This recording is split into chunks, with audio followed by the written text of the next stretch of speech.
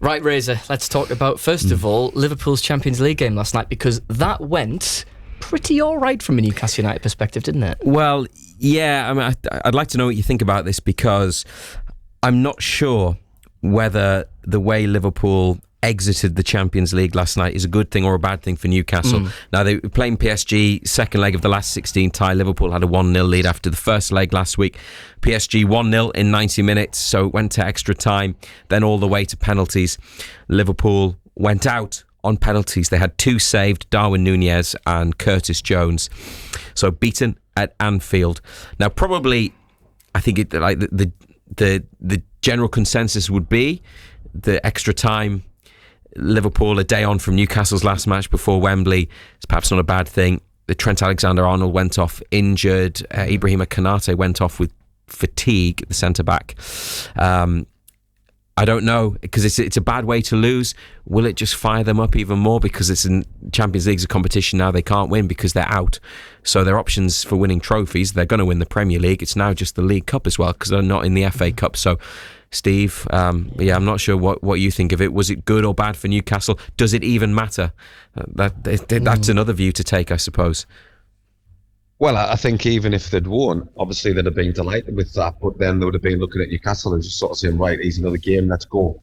And I think it will be the case with even though they got beat. I think, let's be honest, even though they won 1-0 across there, PSG were absolutely magnificent, but they just came across a goalkeeper that probably is one of the best games anybody has seen for a long, long time.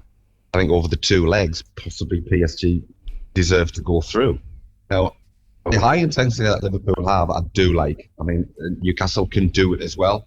We've seen that. I think if Newcastle can do that, the Liverpool players, whilst it is a different game, whilst it is a one-off, it could set into their minds early doors that I'm not too sure if we can keep this up, because they did have the players. I mean, I was at the game on Saturday against Southampton. Could set into their minds first off. And Southampton, even though they went 1-0 up, and people think it was a shock, it actually wasn't a shock, because Liverpool only had 1 shot in wide, so it wasn't even on target.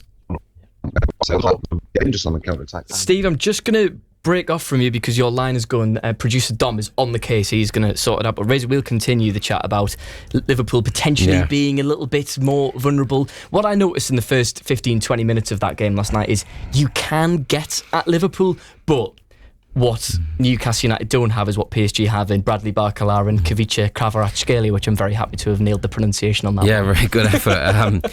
Well, look, the PSG now look different to the one that Newcastle played last season. They look like they're a team that's capable of going possibly all the way in the Champions League. Newcastle beat them once brilliantly, almost beat them twice last season. I think they've moved on and improved.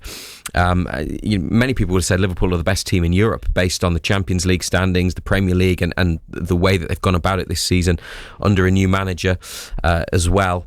It's interesting from Steve, because he was there, as he was just telling us, and hopefully we'll hear a bit more on that in a second, at the Southampton game at the weekend. Liverpool were behind and they needed, some decisions went their way. I'm not saying they were the wrong decisions, but that's what it took to get them going and get 3 points. So yeah, you take it back to PSG away, to Southampton, to last night. Even the match at Anfield when Newcastle went there, they had a couple of moments. Callum Wilson missed the target twice. He was offside once. You can get at them, definitely. And in St James's Park in the league game in December, brilliant match. Newcastle were excellent. Liverpool turned it on in the second half with moments. So there's recent examples there of Liverpool not being perhaps at their brilliant best, and go back to the home game. And I know this is a neutral venue. Newcastle were very good and showed they can play well against Liverpool. So there's lots of things that you can look at, which might give you clues or some hope for Sunday. Steve, do you feel there's a fatigue element potentially for Liverpool going 120 minutes plus penalties and playing a day after Newcastle? Does that make much of a difference? I'm not too sure. I think if it affects you psychologically, if you're a player that's going to go, I feel tired, then you feel tired. I think we've had this discussion on the show many times. If you've got people coming to you and sort of saying you're bound to feel tired after that, rather than, right, we go again, you're absolutely flying, and you tend to get through it. But as I sort of said, even they're not unbeatable. I mean, yes, they're going to win the Premier League by a country mile. But as I said on the show and against Southampton, I don't know whether they just thought, well, at Southampton they've got 9 points. They're probably one of the worst teams the Premier League's seen. We're just going to stroll this, and they didn't. And I know that I think even if you listen to the manager's interviews after the game, he went to town on them at half time, and obviously they turned the game around. We just stroll this. The first penalty, I'm not too sure. It's a bit of a clumsy challenge by a small ball. Ultimately, they deserve to win in the end. If Newcastle can give what we've seen, bit of occasions where they do high intensity. Steve, I'm going to bring you back in again. I'm having more connection problems. Razor, let's move on to the walking wounded at Newcastle United. Sven Botman and Lewis Hall, they've had operations, haven't they? Yeah, we know they're out of Wembley. In the case of Hall, he's definitely out for the season. Eddie Howe, firstly with Botman, revealed on Monday night after the win at West Ham that Botman had undergone surgery on his knee, and Eddie Howe said the procedure was successful. Newcastle had said prior to the operation that Botman was going to be out of action for another 8 weeks, and that is a time frame towards the end of the season really for a return, if that's possible. And whenever there's an update on Sven Botman, we'll let you know. Eddie Howe, by the way, is going to address the media ahead of Wembley in his usual Friday morning press conference slot, so they're not doing things differently in terms of speaking to the fans through the media this week ahead of the cup final. Lewis Hall last night posted on social media about his operation. Hall says it was a success, but he said he's still absolutely devastated to be out for the remainder of the campaign. He also said thank you for the many messages of support he's received since news of his season-ending foot injury emerged. And we can hear from Joelinton now, can't we? Nice to speak to Joelinton, back in the Brazil squad. So after Wembley, he'll be going away to represent his country. But after the win at West Ham, Joelinton spoke to BBC Radio Newcastle. Massive win away from home. West Ham, very good form, very good team, and yes, very happy with the 3 points. Did you enjoy the physical battle tonight, because you really had to compete hard, didn't you? Yes, it was very good. I'm happy with the performance of the team. Everyone, a great shift. Want to defend our goal, and yes, when we defend well, we always have more chance to win the games. And you've played 2 matches now since coming back from injury. How do you feel physically? I feel I'm getting better. I'm pretty good today. I have a good time of train as well. It's help, and yes, I'm feeling really good, and now recover and get ready for Wembley. And I also asked Joelinton about the League Cup final, someone who was with Newcastle at Wembley 2 years ago. How much is he looking forward to going back? Yes, a lot. It's going to be a great day. We are very excited, and I hope at the end we have the title back to Newcastle. Does it mean a lot to you to go back there for another final 2 years after the last one? Yes, it means a lot. That's where we want to be as a team. Fight, play in finals, play big games, and yes, I'm really happy, and I hope at the end this time we can enjoy. And how much can you use the experience of 2 years ago and the disappointment to help you this time? Yes, every game, every disappointment, you learn something when you win, when you lose. And but it's a new game. We have another chance, and we'll do our best to get the title. Finally, have you dreamed of being the hero, scoring the winning goal at Wembley? And what would it mean to you if you could do that?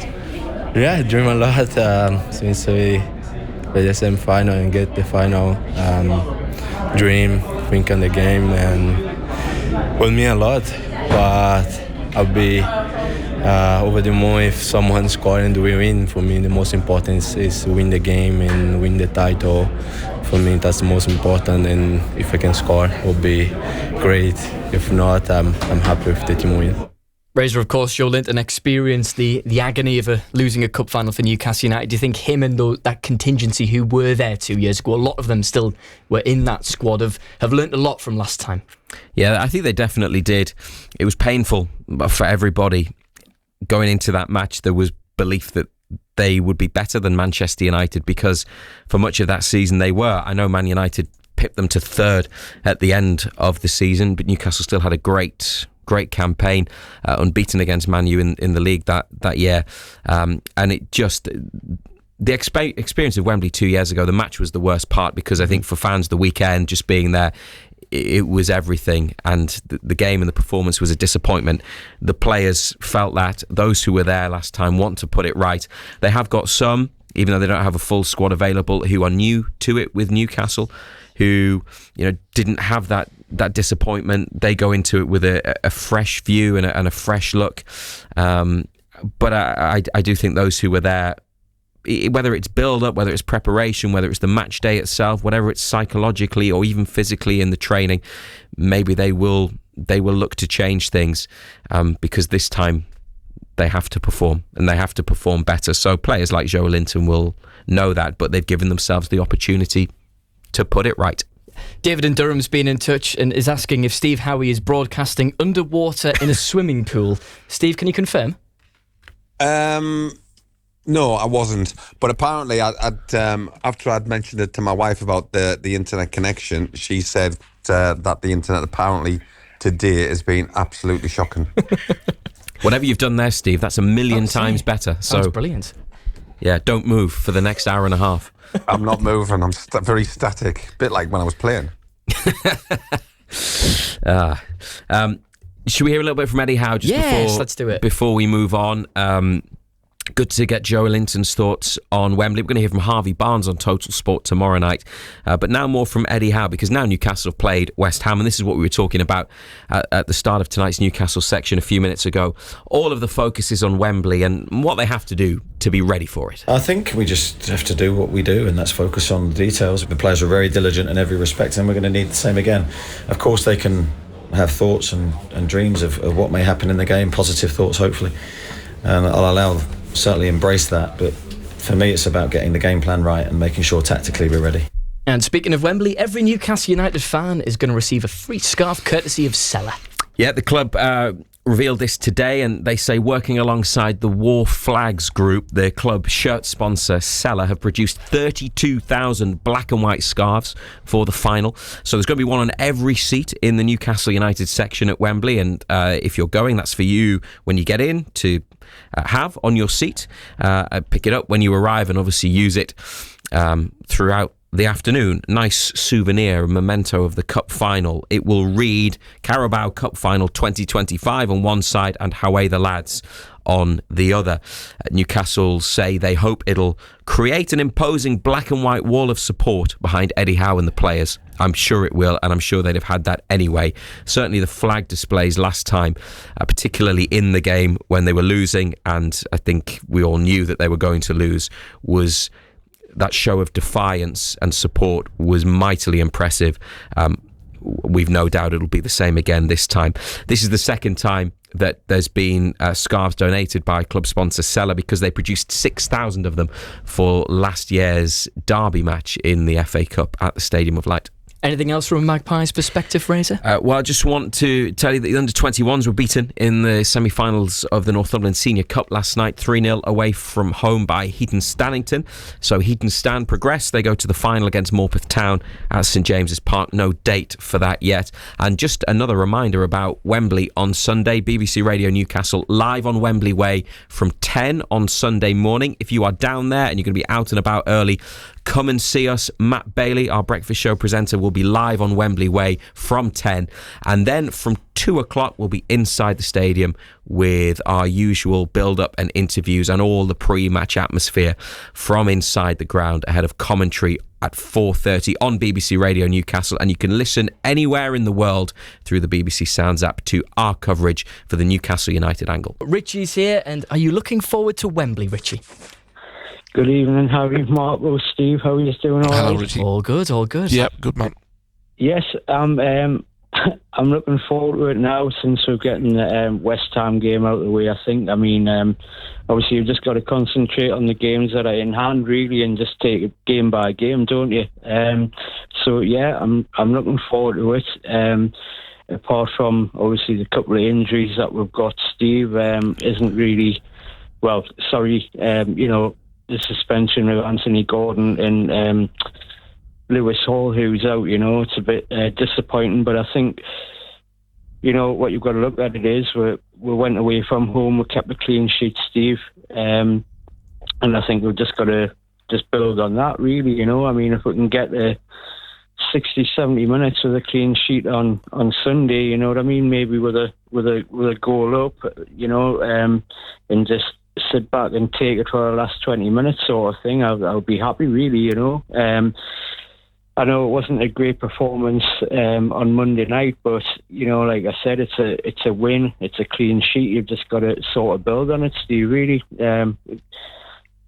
it just there was a couple of players who I thought weren't going at 100%, but we haven't played, or we haven't accelerated ourselves really for a good few games, But at the end of the day, a win's a win, Steve. Just looking at the team, Rich, would you have played Isak? And given the fact that he did, do you think that the starting 11? Do you think that would be the starting 11 for the game against Liverpool, or do you think he'll swap maybe Barnes for Willock? What would you go with?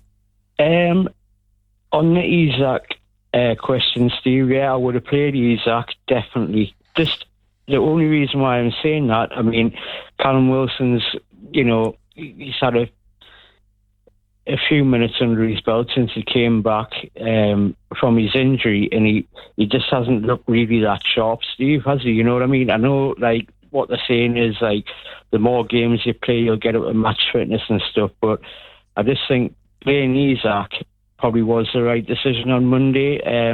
He's fully fit. He's a number one striker, isn't he, Steve? So I probably would have went with Isak, and I didn't think Barnes had that much of a bad game, if I'm honest, on Monday. I know he wasn't great, don't get us wrong, he didn't set the world alight, but he had a couple of good moments in the game where, I thought he might deserve to be in the starting 11 on Sunday over Willock. Yeah, me personally, I can understand why the managers played Isak.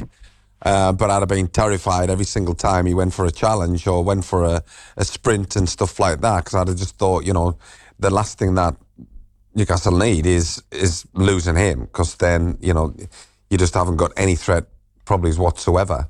But fair play to them, he did, and obviously they did get the result. But I don't know. Sometimes I suppose as a manager, you're kind of damned if you do and damned if you don't, and I suppose as a manager, everybody else is a fantastic kind of armchair manager.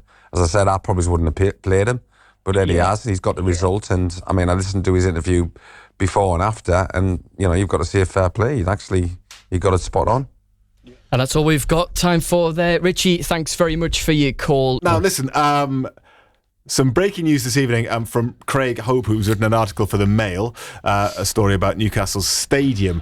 And the crux of it is that they are looking to build a stadium, 65,000 capacity, on Leazes Park, so pretty close to the current venue. And obviously, this isn't confirmed at all yet. There's a lot that they have to do in between now and then to get clearance to actually be able to do this. But this seems to be, according to this article, what they have plumped for, having had a number of options. This would mean they would be able to play at St James's Park while building is ongoing, so that wouldn't be an issue, finding somewhere else to go and play. And there had been a bit of debate about the size of the stadium. 65,000 seems to be the capacity that they have settled on. So what do you make of this, Ando? I think a lot of people will say that's not going to be big enough. I think the fact that they've decided that they're going to go ahead with this new stadium, I think it's clarity that everybody would want. Yeah, as I say, nothing official from the club yet. This is an article. It's in the Mail, and obviously there's nothing we can only from the club. It's Hope he's obviously got information from somewhere. And let's be honest, his information is usually good. Yeah. But as I say, if it is true, so if he's messed up this time, he's in trouble. You would think that there is foundation to it, but as I say, I think an awful lot of people would think that stadium is not going to be big enough. What do you think? Well, funny enough, when we were at Liverpool a couple of weeks ago for the league game, and theirs is 62,500. and talking to people around there, and they said they could have made Anfield bigger, but they felt that, and they could have got more supporters in, but they felt that 62,500 was about right for what they wanted at this particular time, because basically there are what they some said was downsides to them huge stadiums. I mean, basically what they were saying, Marco, was that you build these stadiums, these huge stadiums, but for every seat that's not filled, it costs you money. So they're guaranteed but to get that many in. The atmosphere changes, and the view, the view at the top of Wembley isn't great. You see, I tell you, you know what it is. I don't know how many times I've been to Wembley, and when we were at the cup final a couple of years ago, it was one I was really looking forward to, and I just don't think there's any atmosphere in the place. Mm-hmm. For all the noise, it doesn't echo, because it's one of those that's built outwards, it's not built upwards, so it doesn't reverberate. There's a lot of discussion as to how the stadium might look. I've seen one social media post which purports to be from somebody, or is from somebody who purports to have some knowledge of maybe the type of stadium they're looking at, based on a stadium which is in Las Vegas, which does look very impressive, but this is all for discussion down the line. We'd love to hear from you tonight on this 0800 234 6565 if this is indeed what they plump for, a 65,000 seater stadium on Leazes Park, which would mean Newcastle wouldn't have to move while it is being built. Is that something that you're satisfied with? Do you think it should be bigger? Do you think they should stay at St James's Park? Would you be opposed to this? 0800 234 6565. As I mentioned at the beginning of the programme, you're going to hear from John Beresford, Alan Kennedy, Steve Watson on the programme this evening, as well as a supporter who's heading off to Wembley that was there in 1955 as well. Dave in Cramlington's already messaged to say, hi Pridey, I thought Matt did a fantastic job. It's not Matt, it's Harry. You mean Harry, Dave. I thought Harry did a fantastic job last night, and he's only 23. He is young, isn't he, Harry? Only a young boy. Yes. So did his name get revealed? Or his age get revealed on the show last night? Did it? He was obviously very well trained. Nothing went wrong. Everything was slick. He mustn't have been trained by your chaotic self, says Dave. Rather cruelly. He's a different era, though, isn't he? Harry, he is. Different era. Exactly. Yeah. He's brought up with smartphones and stuff. Yes, has a different outlook on everything. The first, to be fair though, Howie was throwing him a few curveballs as well, because his line kept being dodgy, so that was a test for him. I thought that was like something management had sort of fixed. That's what we do. That's what we do to any up and coming presenter. Stick them on with Howie for a couple of hours and see if they handle that. If they can handle that, they can do anything. I don't mean Howie. Oh, I see. God, I'm pleased I wasn't here. But no, thanks to Harry for sitting in last night. And yes, nothing but good reports. I missed it because I ended up having to do the kids' bedtime for once. You see. However, cheers for that, Harry. And I imagine that you'll hear him again sometime soon. He's the first Total Sport presenter born this millennium. I think. Dom, were you born this millennium? You weren't, were you? Or were you in the 90s just about? Yeah, 96. So he's ancient as Dom. Right then. We're going to hear a bit from Harvey Barnes now. He set up, you'll remember, Newcastle's goal at West Ham on Monday night. He knows what a big win that was. It was a great result for us. It wasn't the prettiest game, but found a way to win it. I think that's important. Obviously, it's the start of a big week for us, so it started really well. Good confidence boost, and then we sort of take that into the weekend. I think we sort of made that clear that our only focus is the next game. We're still very competitive in the league, so we can't take our eye off that. It was a big game for us, and it was a big 3 points. It's obviously been a difficult season, so it was just nice to be back out there. I enjoyed being out there from the beginning in the Premier League. It's been a while, so yeah, I enjoyed being out there, and probably personally, I think it's a nice confidence boost going into the weekend to get a good amount of minutes and be involved in the goal and have a few nice moments. So no, it was a good day. How do you feel physically, Harvey, after your recent injury? Good, good. I've come back well. Tough when you haven't been playing week on week, so fitness wise and stuff, you're building that up every game. But I felt good out there, felt nice, fit and strong. So like I said, it's another good step in the right direction. Good. He needs to be fit and strong, doesn't he? Because he'll be needed on Sunday. You'd imagine he's going to start the game. Don't know for certain, of course. Don't know for certain, but you'd be surprised if he didn't. I think a lot of people would be surprised. I thought he did all right the other night. Yeah, the keeper made a couple of decent saves from him. Instinctive effort. Tired a little bit, but only to be expected because the boy hasn't played a great deal of football. But he's got that knack of scoring goals. Yes. And that's going to be hugely important come the weekend. Be helpful, mightn't it? With Anthony Gordon suspended, Barnes is in line to start. He made his first Premier League start in that game against West Ham since the 7th of December. And the 27-year-old winger has been speaking to us about the game to come, the League Cup final on Sunday. It's a normal week. Of course, it's a big game, but every sort of player will approach it differently, I think. They have their own personal way. But as a team, it's a normal week leading up to a normal game for us, and we'll do all the preparation we need to do. Every player in the squad's are ready to step in whenever. You know, we have a very competitive squad, and we know that, you know, if not just injuries, but form dips, whatever it is, somebody's always there ready to step in and do a job. We've got full confidence in the whole squad, so, you know, for me coming in, it's another game, and I just know my job that I've got to do. And you weren't at the club 2 years ago when they last got to Wembley. What is it like in terms of leaning on the players who were there, using that experience, hopefully for the right outcome this time? Yeah, I think you know, a lot of the players will sort of have bad memories from that day, of course, and they want to put the wrongs right this time around. It's an experience that everyone had before, and I'm sure we'll learn from that. You know, I've been involved in some games at Wembley, so I think everyone sort of had their own experience of whether it's final, big games, whatever it is, and we'll use all that to sort of come together as a team and hopefully, you know, put on a good show on Sunday. Yeah, we'll talk a lot more about it over the next couple of days and with our long build-up on Sunday as well. But yeah, with the experience that some players have had of Wembley and of big games since then as well, that's one factor that people are saying maybe that'll make a bit of a difference, you know, that we're less likely to see Newcastle freeze on the day. I'm not saying they necessarily froze 2 years ago, but they didn't perform to their best of their abilities, did they, against Manchester United that day? Less likely to see a performance like that this time round, Ando? God only knows. You know, I think the thing about us this season has been we've been consistently inconsistent. You're not too sure what you're going to get. I mean, yes, we won the other night, but the performance wasn't great.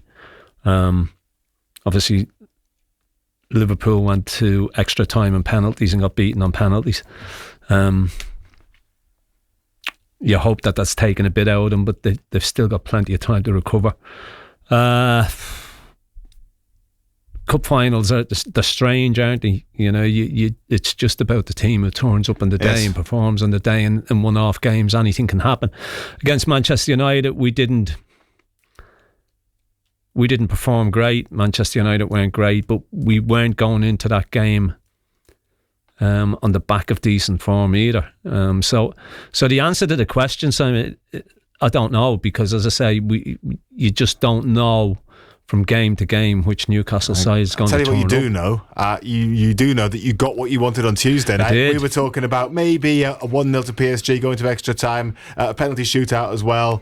You know, maybe a couple of little niggles as well in terms of the Liverpool team. You got all that. I did. And the defeat for Liverpool. I'm not sure whether them losing is better than if they'd won. I suppose a couple of ways of looking at it. You know, they'll be downbeat the fact that they're out of the Champions League. As far as the league's concerned, well, that's basically over, isn't it? So in a way, Sunday's pretty much all they've got to compete for now, because they've won the league, they're out of Europe. Yeah, that's the point I was going to make. You know, you can look at it one or two ways. Do they feel sorry for themselves and not turn up on Sunday, or do they look at it and think, well, actually, we've already won the league.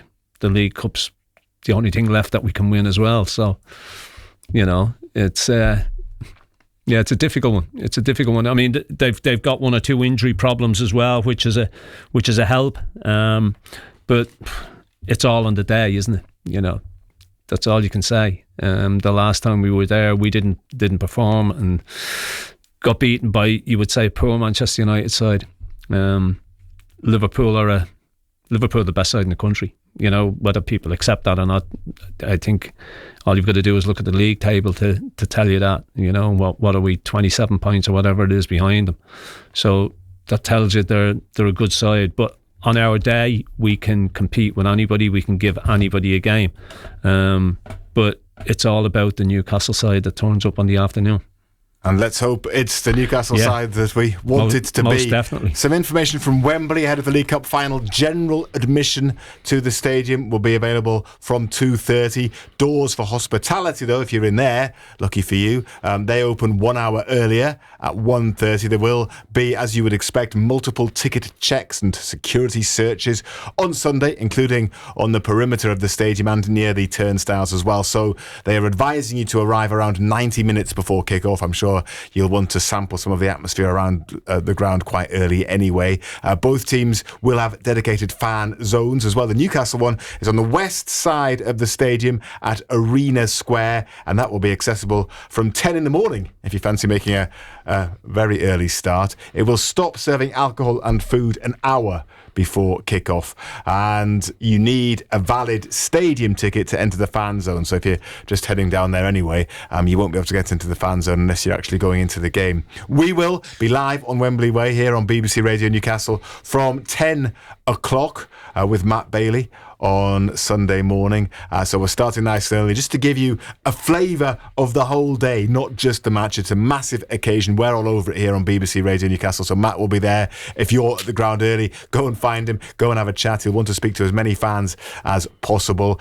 He'll bring you other interviews as well. Lots more to get you in the mood for the match. And then I'll be in the stadium from 2 o'clock along with Ando and Steve Howie and Razor, of course. And so from 2 o'clock, we'll ramp it up another notch and take you up until 4:30.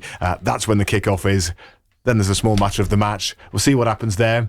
And we'll stay on air afterwards for however long it takes to react. If Newcastle win, I don't know how long it'll be. We might be here all night. You've got to be out of Wembley 45 minutes after the final whistle. Well, that's not true because we've been there long after that in the past. That's the rules this year. Is it? Yeah. Who says? Have you been reading the rules, have you? I got a You've been looking at the thing regulations? this morning Okay. saying you've got to be out of the stadium 45 minutes after the final whistle. I suspect we won't be. Anyway, be locked in. Yeah. Now, there's a new episode of the Total Sport Newcastle United podcast on BBC Sounds. And this week, the comedian and Newcastle fan, Raoul Coley. Raoul's very excited of the weekend. He was joined by Chris Woff, who covers Newcastle for The Athletic. And, of course, they looked ahead to Wembley and whether Liverpool going out of the Champions League on penalties this week would be a good thing for Newcastle. I mean, extra time is interesting. You speak to people within football and they basically say you can't train for extra time because of the physical exertion on your body. You don't know whether there's going to be extra time or not, and therefore you can't really plan for that. So physically, in that sense, it will suit Newcastle. I think I would have been of the view that if Liverpool had got through on penalties, it would have been better for Newcastle, because I do think you will see a response. I think emotionally they need a response. But another positive I'd say is that there has been a bit of a downturn in form for Liverpool over the course of the last few weeks. They may still be largely winning games and sneaking through, but Southampton had a lot of joy at Anfield. Newcastle were fairly toothless when they went there, but Liverpool themselves, I thought, looked like they're only in second gear, but maybe that's because they can't actually get beyond second gear right now in hindsight, if you think about that again. And so I think that there are a lot of positives to taken from that. But yeah, I think I'm slightly of the view that if they'd gone through on penalties, I think that would have been marginally better than what actually happened. Yeah, I sort of agree with that, Ando, I have to say. And we know Chris is a sensible lad. I think Chris talks an awful lot of sense. He knows the game. But I didn't think they played in second gear the other night. I thought it was a great game. I thought it was a fabulous game. PSG were really good. I thought Liverpool were good. Thought the tempo of the game was good. And that's basically what we said earlier. Liverpool have already won the league. The only other thing they can win now is the Carabao Cup. So I think they'll be well up for it. I don't think they'll be feeling sorry for themselves. I think they'll regroup. I don't think the manager will let them feel sorry for themselves. I think he'd be saying what we're saying here now. Look, we've won the league. It would be nice to win 2 trophies in the season, and this is the only one that we've got left to fight for. You can listen to the full conversation on BBC Sounds or wherever you get your podcasts. What you need to do is just search for Total Sport and Newcastle United and you will find it. That was Raoul Coley speaking to Chris Woff from The Athletic. Thanks for all your messages. I will come to plenty of those between now and the end of the programme. As we build up to Sunday, We're chatting to former Newcastle players to get their views on how things will go on Sunday. I heard Rob Lee talking to Matt Bailey on breakfast this week. John Beresford spent 6 years at United from 1992. Still watches the team regularly. You'll see him at home games. He works at the club on match days. He didn't want to come on tonight until I told him that it would be Ando and not his old teammate Steve Howie. But then when I said it was Ando, he was fine. Evening, John. Hiya, boys. You all right? Bez. Hi, Ando. You okay? Just listen to you there. You're talking sense, aren't you, for a change?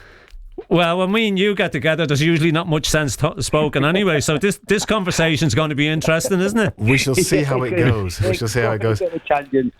He does talk more sense than Howie. Let's put it that way, John. Absolutely. Jesus. I know. He's got the brightest light in the touch. Listen, everyone's looking forward to Sunday, John. I know that you will be as well. Is it going to be different this time? Does it feel different? Does it feel like this might be the one? I'm not sure if it's going to be one, because I always think it's up. Sometimes it's if all the stars are aligned and everything, it's your day. How do I explain this? I do think it's different because we've got a better team. Some of the players are a bit more prepared. I think even the coaching staff, as in Eddie Howe, understands the magnitude of it. I think we got a bit carried away from the outside, and then I think it filtered into the team. I do believe that in a couple of years ago. I think they'd be a bit more aware of that. The only trouble with that is we're playing a better team. Liverpool are just. Ando was saying, I watched them against PSG. They were, if they get it right, they're as good a team as anybody, and we've just got to hope that they have an off day. And we're actually on. We have to play on the front foot. We cannot play that, sitting back. We have to be a little bit more. You have to take a few more chances, because I think it suits us when we're on the front foot rather than trying to sit back. So I am actually confident, but I am also aware we're playing one of the best teams there is in the country at the moment. So we got to go up, but we have to go there believing. I mean, I got in an interview last week, and he just brought it up. I went there with Southampton to play Liverpool. When I made my debut for Southampton, I'm telling you, we were crap. We didn't have a great team at that time. And we went to Anfield. Fowler was up front, Owen was up front. But we had 3 or 4 players who, we sort of we rallied down, and we finished up beating them 3-2 at Anfield. So what I'm saying is, it can happen if everybody pulls together and it goes your way. Who knows? Yeah, look, I agree. I think we've seen earlier on the season when we played them up here, John, when you have a goal, they're capable of giving anybody in the country a game. But the problem for me is that they've been consistently inconsistent this season. You just don't know which Newcastle side's going to turn up. And when we went to Liverpool a couple of weeks ago, Liverpool just did what they had to do to win the game. And I went to the game, Ando, and it was a walk in the park for them, and I was very let down, and it didn't give me a lot of confidence. You're hoping that the results we've had just lately gives everybody a bit of lift. You're hoping. I'm looking at the 2 injuries yesterday for Liverpool. Arnold coming out. Canate, hopefully he's injured as well. You're hoping that not that we wish injury on anybody, Bez, but I know what you're saying. I hope there's 1 or 2 others there as well, by the way. Exactly. I mean, that's what I'm saying. I'm not really one for wishing illness and injuries on players, but Van Dijk and Salah do me good. Just a little niggle that keeps them out for one game. We take that, yeah. Can I ask you about fullback as well? Obviously, specialist position. I'm happy enough with Livramento playing at left back, and how big a miss is Lewis Hall the way he's been playing? Do you think, John? Yeah, don't get me wrong. I'm really one for when you have a fullback, it should have a proper balance. A lefty plays on the left and right plays on the right. I think Livramento he gets away with it because he's not one who's going to go on the outside and cross one in on with his left. He'll back up and he'll come back. Which is the modern day cross nowadays, isn't it? They don't really get round the back, but because of his pace and everything else, it gets him out of a lot of trouble. I just think with Lewis Hall, it was just a better balance there. And then the thing of it is, they were just starting to get a bit of an understanding, him and Gordon, and Nando will tell you the thing. Around the pitch, you have your little pairs. your two centre halves, your two midfield players, then you have your fullback and your winger. And when they start to get a little bit of, he wants it on his right here. Sometimes he likes it wrapped in. You get them little understandings. All of a sudden, you're going, well, who's going to play in front of, Livramento? They're starting to feel the way in. I mean, I look back at Kevin Keegan used to do something, and I thought, I don't know if it was Kevin or probably Arthur Cox, because Andor will know it better, because we all know Kevin weren't great. We sort of like tactics as such, but he would always have me and Ginola, or if it was Scott Sellers before Ginola, me and him would always play on the same team, like in the summer side, especially building up to games Thursdays, Fridays. So you're starting to get that understanding, and it goes a long way. It really does. That you get little connections.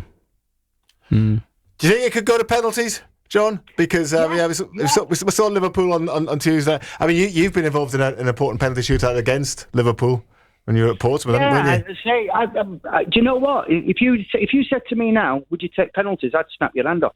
Yeah, I wouldn't. And let's see where it goes. That's where it takes us.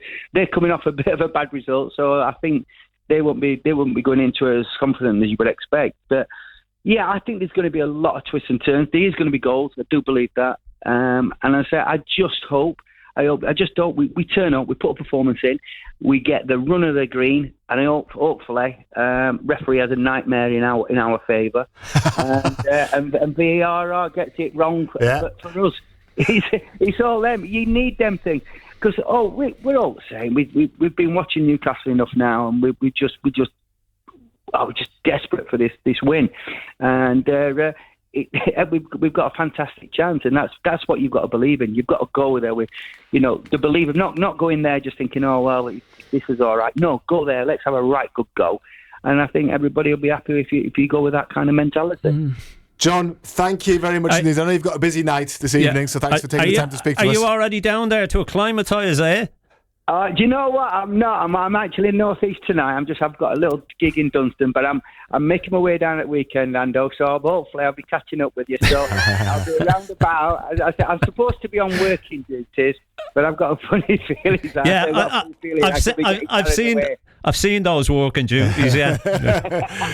Well, we'll see you down there. Thanks for coming on this evening. All the Cheers, best, boys. Cheers, mate. That's John Beresford. Always good to chat to John. He's always got a smile on his face, hasn't he? Lad. When you see him at the ground or wherever else he is. Yeah. Bill in Shipcote says, an important win in London on Monday, but we'll have to play a lot better to win the cup against a hungrier Liverpool after their Champions League exit. I worry that our left-hand side looks weak and vulnerable. I'm hoping many of our players were playing within themselves and can lift their game for the final, especially Isak. We need to be at our best, and Liverpool need to be below par for us to win as underdogs, he says. Look, the win at West Ham was huge, from a league perspective, because it's so tight.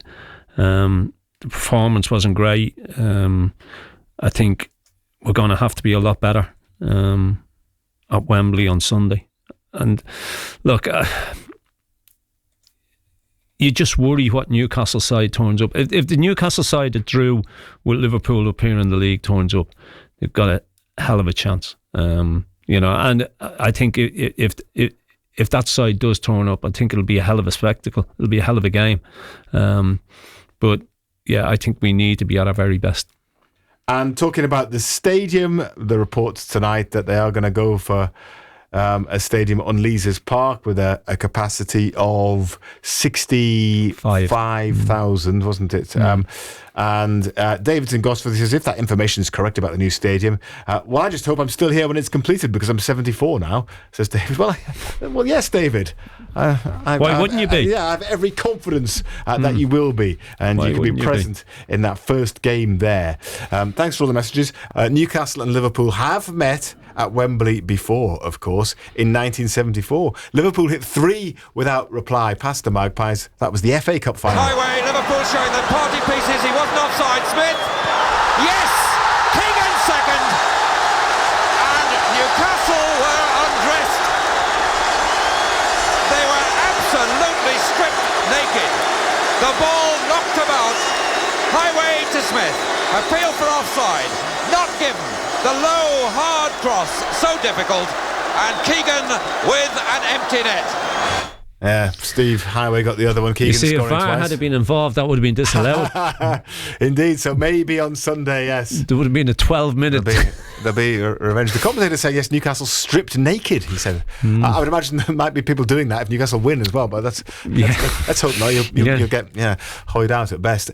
Anyway, Kevin Keegan scoring twice, Steve Highway scoring. In the Newcastle team that day, which was skippered by Bob Moncur, there were a couple of players who went on to play at Anfield, Terry McDermott being one, Alan Kennedy being another. And I'm delighted to say that Alan has joined us on the line now. Good evening, Alan. How are you doing? Good evening, everybody, and good memories from that particular game. Would you believe? We did well to get nothing. Well, the scoreline was quite emphatic, but I mean that was a good Liverpool side as well, Alan, wasn't it? Of course, it was. Yeah, it was so funny in the game. We talked about this before the game, and we talked, and Malcolm MacDonald, was our key spokesperson, and he kept saying, "Don't worry about, I'll take care of this, I'll do that," and all that. And it didn't, let's say, go to plan. But the funny thing about it was, at half time, we've gone in at 0-0, and Joe Harvey was brilliant because he said, "Hey, they haven't touched us. We're in the game. Let's go out there and show our real strengths." And by 6 minutes later, they were 2-0 up, and the game had gone, and we were out of it. But it was a fantastic experience, marvellous experience. I loved every minute of it, and I was grateful for Newcastle to give me the chance to play at Wembley. Well, it was a good Newcastle team as well. The likes of yourself, Terry McDermott. You've mentioned Malcolm MacDonald already as well. Frank Clark was in the team as well. So a lot of good players. Yeah, but Liverpool at the time played, for me, as a team, whereas Newcastle had a lot of good players, but seemed to be individual players. And I felt as though that, Malcolm, MacDonald did his own thing, and you couldn't change him. There was John Tudor, Stuart Barraclough, people like that, and you felt as though they were ingrained in what they do. And Liverpool obviously came out the second half thinking, we can take them, and they scored 3 goals. It could have been a lot more as well. I think they had a goal by Alec Lindsay disallowed for somebody running offside or whatever it was. Kevin Keegan, I think it was at the time. Yes. But we were just taught a lesson. And yes. the one thing I did remind myself of was the Newcastle fans. I thought they were fantastic. Even when we were 3-0 down, they were still shouting. Yeah. And when we came back the following day, I think it was at the time, we had, I don't know, thousands of people turning out and saying thanks very much. We had a great time. Love, we've just got back, but there'll be more of it next time. Yeah. That's what they were thinking all the time. There's more of it next time, and they were great believers. They really were, and that's what brought us right back down to earth and said to us, Newcastle is the future. Yes, and some of them are still believing, still hoping, looking ahead to the weekend. Liverpool must have liked what they saw of you, Alan. Bearing in mind they signed you a few years later, of course, and you had some great times there as well, didn't you? Yeah, 4 years later. Yes. But it was still the fact that, personnel had changed at Liverpool Football Club. They felt as though they needed somebody to cover for, I think, Joey Jones at the time. And they said, we'll pay an extortionate amount of money, £330,000, which was a lot of money in those days. And I just felt as though that, going to Liverpool was the right move for Newcastle as well. Newcastle, in some ways, had become a bit of a selling team. They sold Irvin Natras. Yeah. They sold me and pocketed whatever they did with the money.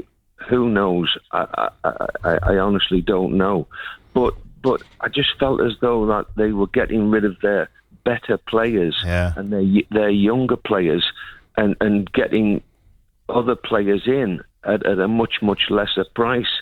And it was probably a good move for me. Well, it certainly was a good move, winning trophies at Liverpool. But I felt as though that the way Newcastle were going wasn't the right way. Yeah. It took a while, I guess, to kind of recover a bit. I guess probably the signing of Ando and getting Kevin Keegan in there as well. But things then it improves again. Listen, Alan, they're playing the League Cup final this weekend. Two clubs that are very, very close to your heart, of course. So how do you see that game going? Could the wait finally be over? You've said what it was like for you as Newcastle players, even though you'd lost the final and the welcome back that you got. So if Newcastle were to actually win a trophy, it would just be incredible, wouldn't it? Yes, it would. And I think if Newcastle set their stall out and they approached the game in a very professional way, and I would see that from Eddie Howe, because I think he's very, very professional in what he does. I could see a Newcastle victory, but they've got to concentrate. They've got to make sure they do everything to stop Liverpool playing, because Liverpool are obviously doing well in certain competitions. But the first one is always the League Cup. And that's what you want to win first. I remember going back to my days, even at Liverpool, and thinking, "Oh, we just won the League Cup. Mm-hmm. We'll kick on and we'll win the league now, and we'll do this and we'll do." It spurs you on if you've won a trophy, and I just think it's about time Newcastle did win a trophy. They've got so much. They've got so much talent. They've got a great manager. For me, they are absolutely the tops. But getting Liverpool on a day that they don't like is sometimes hard to find. So at the end of it, does it go to penalties? Does it go to extra time shootouts? Things like that. I don't think Liverpool want that, because they were in a shootout the other night, and I just feel as though it may be, but Newcastle have to make it. Newcastle can't sit back and allow Liverpool to play their football.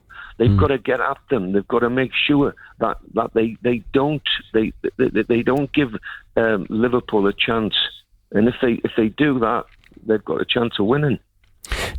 Alan, do you think the result the other night, obviously going out of the Champions League to who knocked them out the other night, do you think that'll play on Liverpool's mind? I mean, PSG went there and did a job. I couldn't have to remember who it was. PSG went there and did a job. Do you think that'll play on their mind? Do you think Slot will allow that to affect them?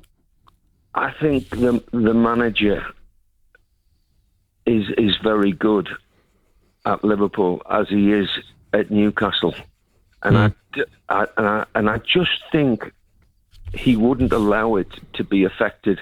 Sometimes players dismiss it as soon as it's gone. Sometimes players harbour it and it's there all the time. But I don't think you can dwell on it, and you have to move on to the next game. And the next game is obviously an important game. It's a cup final. You want to first of all win it. Simple as that. If you're in the competition, you want to win it, and that's what they always said when I joined Liverpool a few years ago. That's what they always said. If you're in it, you've got to win it. Simple as that. Simple as that. And but there's two great teams involved in it. Where do you go from Newcastle, Liverpool?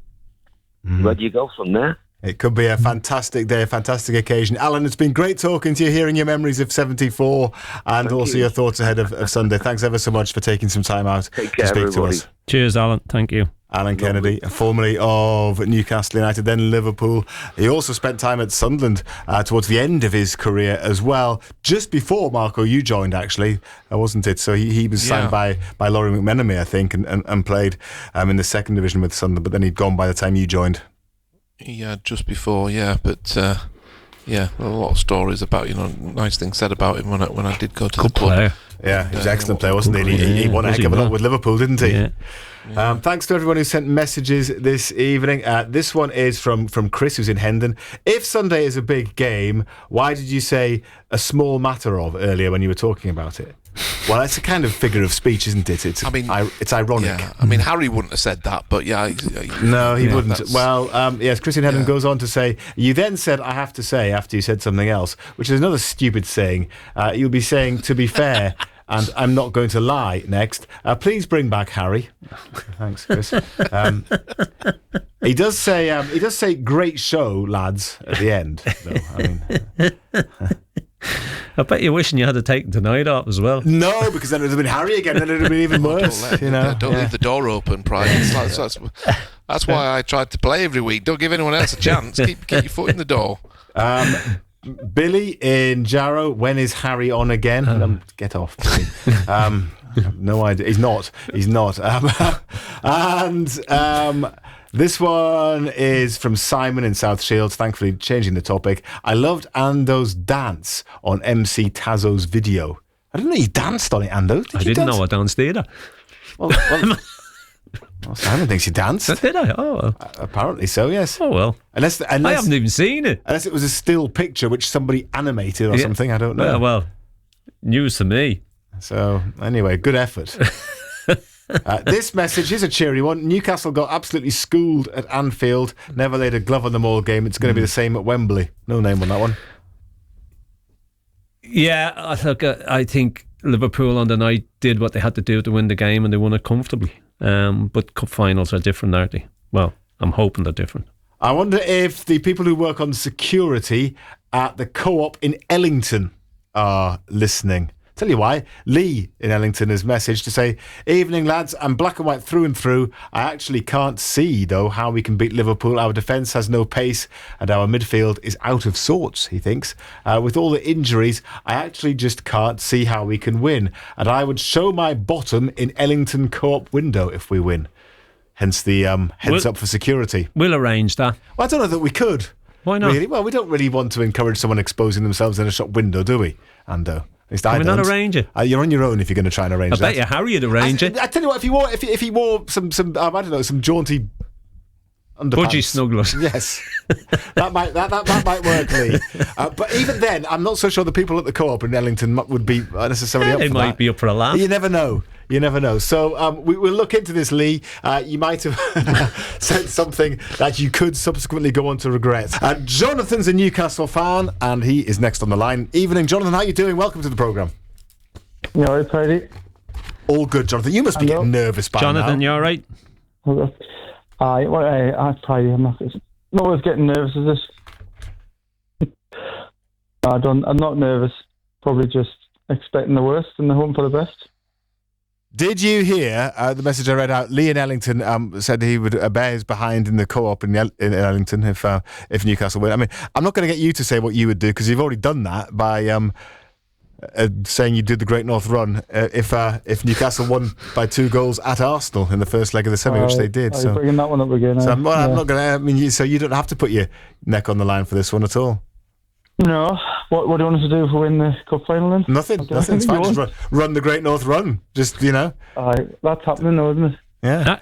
Are you expecting the worst, Jonathan? I think I wouldn't have been if we'd had the proper team out. I know, but I think there'd probably be 3-0 Liverpool, something like that, and anything better than that's the bonus. I don't know. I'm not excited for it. I'm not as sort of as I probably would have been a couple of years ago. I was more excited for the Man U game because I thought we had a chance of winning the game. But I actually don't think we've got any chance. And that's probably just the best way to be, isn't it? Underdogs and then going win it and bring it back home on the train. Yeah. Do you think what happened with Liverpool and PSG the other night will have an effect on it? I mean, obviously going to extra time and the penalties and losing. Do you think that will have deflated them, or is it a G up to go and win? Because obviously it looks like they've already won the league, and the League Cup's the only thing they've got left to win. I know they probably want to win a trophy, don't they, as well as the league, because they're all set to win the treble. And then I think they'll probably want to win just to prove a point that they are winners, that they're serial winners. That's what they do. They've done it all the time I've been alive, even though they haven't won the league every season. They've always challenged, they've always won cups, they've won Champions League, they've won FA Cup, League Cup, and then they won the league, 5 years ago, where it was. I think they're, if it wasn't them, I'd be hopeful. Anybody else in the league, but they're the jammiest team. They get all the decisions. They always seem to do Newcastle as well. They never win Liverpool. So it's got to change at some point. I don't want to be so negative as well. I know you probably think I am, but it's. I didn't mind losing Gordon, but I think losing Hall and Botman for me, them two would have made all the difference. I think Gordon can get away with one, but Botman, you could have put him in that back three, and you could have had Hall, obviously being the player is this year. He's been a total revelation at left back, and is one of the best players I've seen at that age. 19-year-old, 20-year-old, he's done amazing. But to take those two out, you're not playing a left back who's left footed. You're playing somebody who I don't think is suited to play left back. He cuts in all the time. It's like having Almir on at left back, all right. It's like the exact same thing as having him on the right wing. And then Botman is the best defender we've got, and he's nowhere near, and he hasn't been, has he, for like near a year and a half, 2 years. So yeah, it's not like me to be negative, but I just think, let's be realistic. Like, they're a great team, and hopefully we'll smash them on Sunday and bring the trophy home, and then we can stop talking about how long it's been since they've won a cup.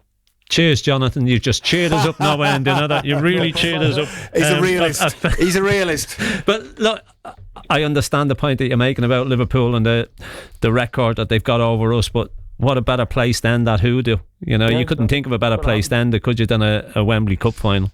No, Andrew, why didn't you just join us in the Great North Run for winning the cup? Oh. That's the plan, isn't it? I would do, but ankle's really playing up at the moment. Yeah, you got time. It really is. Got time to sort that. But I tell you what. If we win I'll do that. Yeah. You run the Great North Run, get your place in there. Keep Jonathan company. Yeah. Okay. Right, that sounds like a plan. Then go for that. They've probably dished out there's all the plenty of watering holes along the way that we can stop that. If Newcastle win the cup, does that sound like a plan? You'll be cheered all the way, Ando, from beginning to end if you do that. People will still be celebrating the cup final in September. So you'll be getting even more support. Jonathan, thank you, and cheer up a bit. Cheers, mate. Take it easy. Have a good weekend. Yes, have a good weekend. Particularly a good Sunday. Williams in Washington, the cup final is looming, but Aston Villa's progress in the Champions League is an incentive to the Toon to get Champions League football. The new format suited Villa with more money and more and easier games, while we face three of Europe's top teams home and away. While the cup is very important, the kudos and money in the Champions League could be transformational, but it's so tight that we will need to play better and to have some luck, says William. Yeah, it's an interesting format, because I've quite liked it. I didn't think I would. You haven't even reached the last 8 yet. The two Madrids came out against each other. Yes. Liverpool, PSG, obviously. Yes. And even Arsenal, who played a side who hadn't lost at home in how many games, and they go and put 7 past them. So it's. The format as it starts off, but then once you qualify, you could get one of the big boys straight away, couldn't you? Yes. Villa have been fortunate. I know they have. Yeah, they've got Paris Saint-Germain next, though, haven't they? Yeah. So that it will be difficult for them. People are pointing out, including Steve, that the video that is being referred to, the Tazo video. It's you actually doing the Dan Burn dance from a couple of years ago, but they've pasted that on top of it, you see. It's kind of putting all the best things together, basically. And he says, good the best things? Yes. Dear, oh dear. Yeah, that's fantastic. Must have been running short. He says, good to have you back, Simon. That's nice. He said, Harry had a decent debut, but he's pleased to have me back, which is nice, isn't it? Raymond's been on. He's not happy. Because he says the Transport Police have banned alcohol on the return trains from the final, but they haven't done that to trains going to Liverpool. So why is that? I don't know. I didn't know that was the case. It's not fair. I didn't know that either. No, wouldn't be fair. Well, a different train company, I suppose. I'm not too sure. There's Transport Police, though. I don't know, Raymond. I find it really strange, because a lot of people will be already had quite a few on board by the time they get on the train, won't they? So yes. I don't think it's going to make a great deal of difference, is it? Well, I don't know. It probably does a bit. Still, they can't top up then, but yeah. A lot will be already topped up. But yeah, if they've won, gosh. Newcastle have played Liverpool twice in the League Cup. In 1998, I don't know if you remember this one, Ando, extra time goals from Michael Owen and Robbie Fowler knocked out United at St James's Park. Remember that one? 98. Steve Watson played in that match. He also famously played at Anfield in 1995. Watson, there's nobody up with him. I think the Liverpool defender's back. He's got to go it alone. Maybe he can. Clever chip. Oh! Fantastic goal! What a story here at Anfield. Steve Watson, on for the injured Les Ferdinand, has scored a superb goal. For me personally, probably the best goal of my career. Not just because it was a decent goal in itself, but the occasion to be at Anfield, night-time game. We've been there enough times and came away very unhappy. So yeah, it was a memorable night for me. Yeah. Yes, and it was a fantastic goal. I can remember on the commentary, in the TV commentary, the commentator says something like, he's on his own here, and you pretty much were. So you had to beat your man, and then I guess you just looked up and decided to chip it, but it was some execution as well. Yeah, well, I came on up front, which was some of my Newcastle career up. I came on as a centre forward. 10 minutes earlier, I very nearly went on to replace Xhaka in goal when he went down injured. So now it was just a case of we caught them on the counter. I was the highest man up. If you look at me, I was actually looking around for help rather than confident about taking the defence on. Just moved the ball to the side and then thought, I'm not going to be able to drill it with my left foot because I'm not amazing with my left foot anyway. So I thought the chip might have been the only option, and luckily it went in. Indeed, it did, and held on to win the game. And yeah, that was that was Newcastle's last win at Anfield. Clearly, this is a neutral venue rather than Anfield, which might help. How are you seeing it ahead of Sunday? Because there are lots of factors, Steve, aren't there? Not least, of course, Liverpool's tough game in midweek and ultimately their exit from the Champions League. Yeah, I mean, I think a cup final's a one-off anyway. I think we've been 3 cup finals in my lifetime. Played in one. Been a fan in 2, and obviously this will be the 3rd one. And it'd be fair to say, we haven't really done ourselves justice in any of them. You look at Liverpool, they're formidable in our league, but beatable. I mean, Forest beat them this season. They looked, they couldn't really cope with PSG. Although I know we're not a PSG, but I think one of the game at St James's might have been probably, I think Slott's already said, one of their toughest games of the season. So yeah, listen, we have to be 100% on our game. We have to be energetic. We have to be in their faces. That's the way we play. Intensity is our identity, I think Eddie says. So that we have to be spot on. They've picked up a couple of injuries. It can work both ways. I mean, it's almost like poking the bear a little bit. Will they turn around now and come into Sunday really disappointed, or will they roll their sleeves up and just say, we've only got 2 left and we are going to have to go for both? But either way, we just have to execute our game plan. We've got a real match winner in Isak who can change a game on his own. So we just have to believe that this is going to be our day.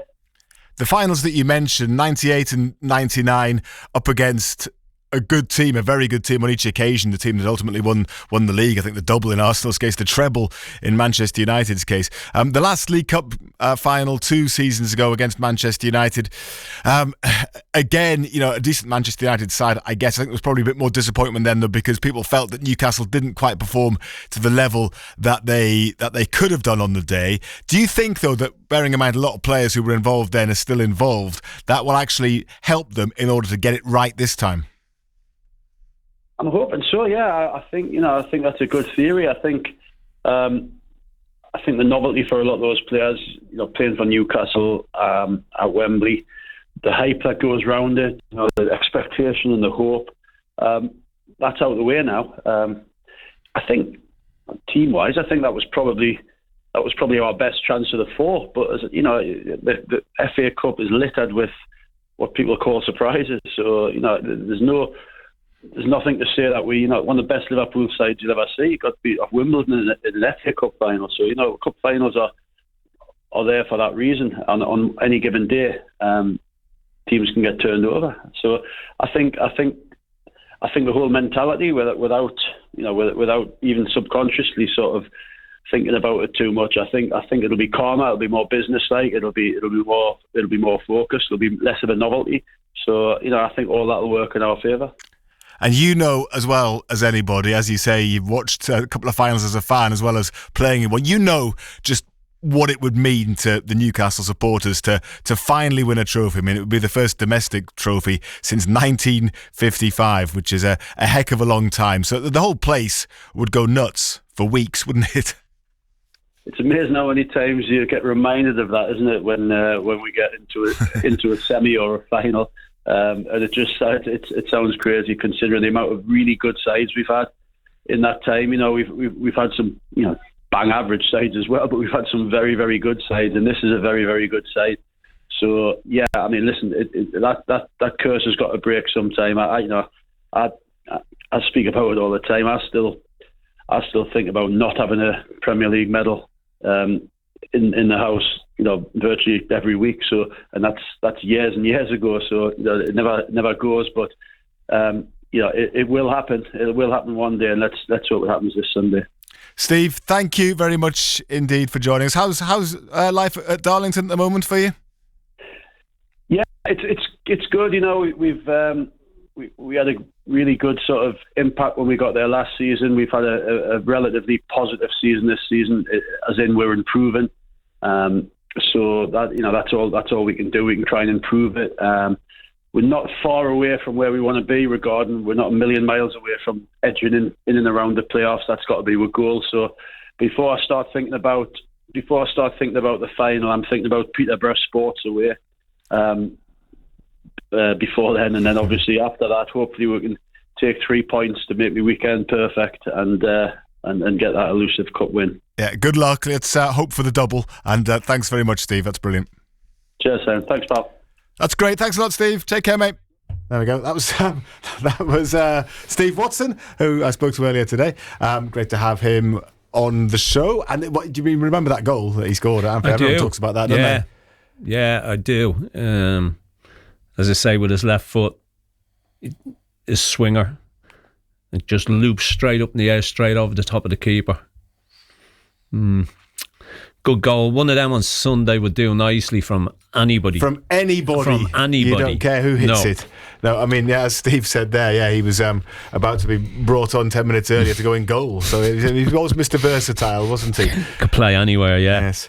Brad's been on. When's Harry due back on to present the show? He says, he wasn't this Newcastle biased as you've been tonight. I understand that the content is more Newcastle biased, but it is for a reason.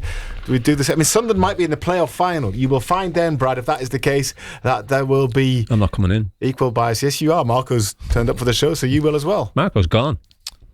I'm here listening to every word that you... Yes. Yeah. So he's already had his tea, Marco. So and you would enjoy it as well, I'm sure. He's had a 3-course meal, haven't you, Marco? Sunderland will be it'll be the eve of the playoff final, the eve of that weekend. Marco will be committing himself to do the Great North Run if Sunderland win it, and we'll be doing all the same, but just from the other He'll never perspective. get me round that course. When Newcastle last won at Wembley, Anthony Eden had just become Prime Minister. Tony Bennett and Ruby Murray had singles in the top 10 at the time as well. And if you remember the 3-1 victory over Manchester City, do get in touch with us. We'd love to hear from you. That's what Ken Riley did. He was there in 1955. He had quite an experience. I went to his home in Blaydon to meet him. Started by asking him about his most vivid recollections of the day. The biggest thing I remember when I went was how big Wembley was and how wonderful the pitch looked. Because it was like looking at Wimbledon grass. Because I remember going to so many of the matches at Newcastle leading up to the cup final, where the pitch was a quagmire. The goal mouths were just absolutely thick of mud, and everybody was covered in mud. And I just couldn't believe how beautiful this Wembley was. And so you went in, and it was your first time in such a match like that. I imagine the atmosphere was incredible, was it? The atmosphere was absolutely fantastic, and the amount of people, I mean, it was such a big crowd, and everybody looked to be having such a great time. And of course, we scored first in the first minute. And of course, the crowd went wild, and I thought, we're gonna win the cup again, because I knew that we'd won the cup a couple of times before, I just thought, we're gonna win the cup. And win the cup they did. At that point, you probably thought it was going to happen every season, but more on that to come. What was the atmosphere like then when the final whistle blew and you had won the cup? Newcastle had won the cup. Well, Newcastle won the cup, and the players were so thrilled, and they spent ages going right round the ground, and everybody. I mean, I don't think we left the ground for nearly an hour after the final whistle. The atmosphere was just unbelievable. It was tremendous, and everybody was just so excited about it. You know, you could just see that what a reception they were going to get when they got back to Tyneside. And for a 14-year-old boy, that must have been absolutely fantastic in terms of an experience. But that wasn't all, because you had a bit of a close encounter with the cup. Tell us about that. Yes, well, I was lucky enough. I was staying with my mum and dad. Was staying in the Great Northern Hotel in London. Dad used to go down for a meeting in cup final week, and my dad went to several cup finals. But this particular year, with only being 14, I had to go with them because nobody to look after me. And so when I got up for breakfast the next morning after the cup, I walked into the dining room, and there was the whole of the Newcastle team sitting having breakfast with the FA Cup on the table. Wow. And I just sort of, whoa, wow. Well, I thought, I wonder if I can get some autographs. So I saw Ron Batty. Now, I knew Ron Batty because he lived a few doors down from where we lived in Lobley Hill.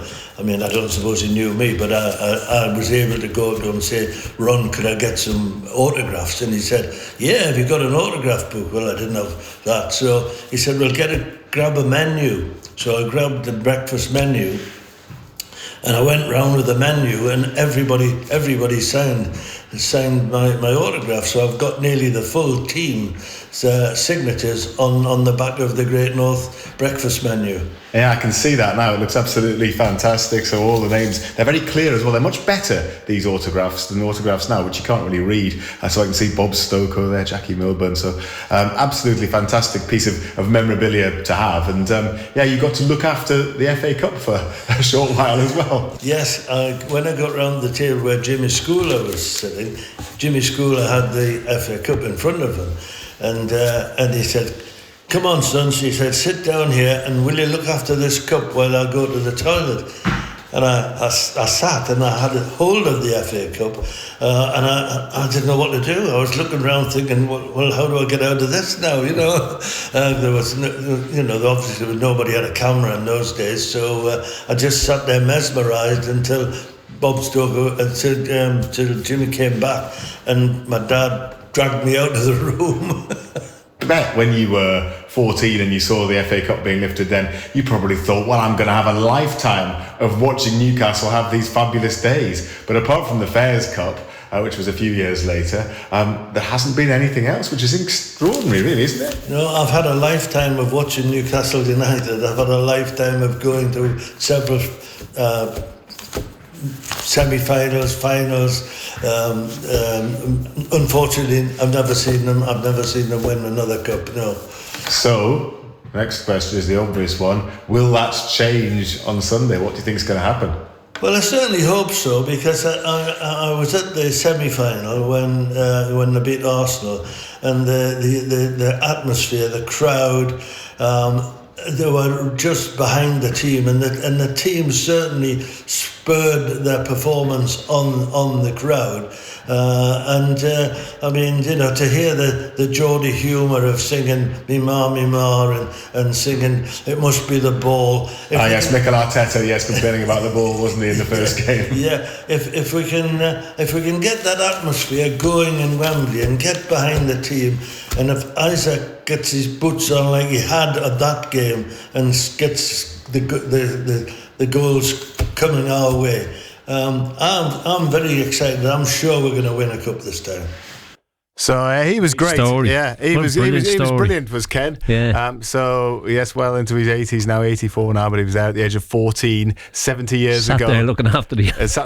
Yeah, I mean, imagine that. You've would seen never the team win the happen cup. nowadays, would it? Would never happen nowadays. About 10 security people around it probably, but what a great story. So yeah, you can hear more of that story actually in the build-up to kick-off on Sunday afternoon. BBC Radio Newcastle will be bringing you it all from 10 in the morning with Matt Bailey on Wembley Way, and I'll be inside Wembley from 2. And you can hear a bit more of Ken, who's going to be there with his family as well, following the birth of a great grandson as well. So he's had a good week. He has so far. When the morning began, I was thinking we'll probably just be talking about, you know, the final, everything to do with that. But big news this morning, of course, Razor, that Dan Burn has been called up by England. Yes, Dan Burn, first England call-up at the age of 32. Now, he's not the only Newcastle player in the squad, because Anthony Gordon and Tino Livramento are in there as well. The matches are World Cup qualification double-header against Albania next Friday and Latvia a week on Monday, both at Wembley. Thomas Tuchel's first match is in charge, and Dan Burn is one of the players he can select from. Tuchel has been talking about his decision to bring Burn into the England squad. Was maybe a little bit overlooked. A very impressive career, very solid player, a player who plays regularly for Newcastle, for Champions League club, competes for Champions League, is a leader, is a very solid defender and a leader in the group. So very, very different path into the England squad.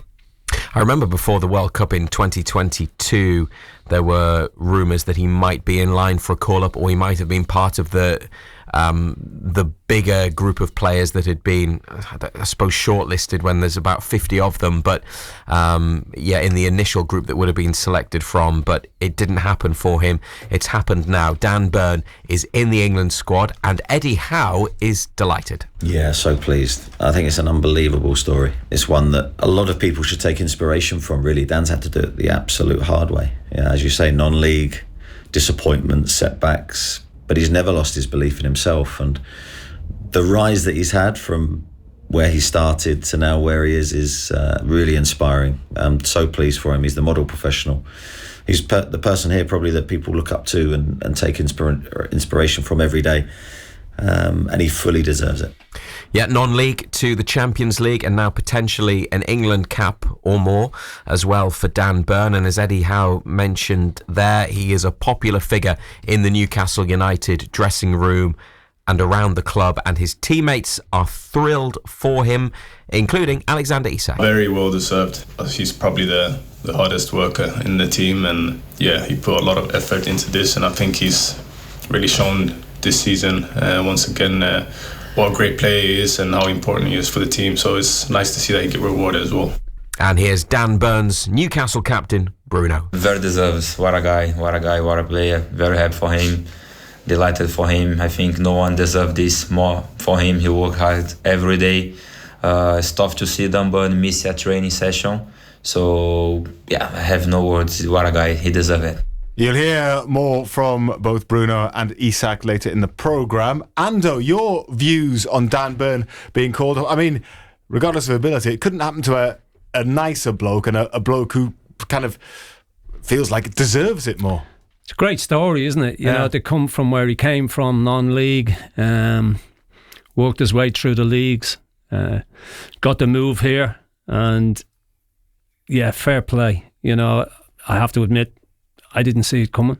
And at 32 years of age, I think deep down in his heart, he probably didn't see it coming himself.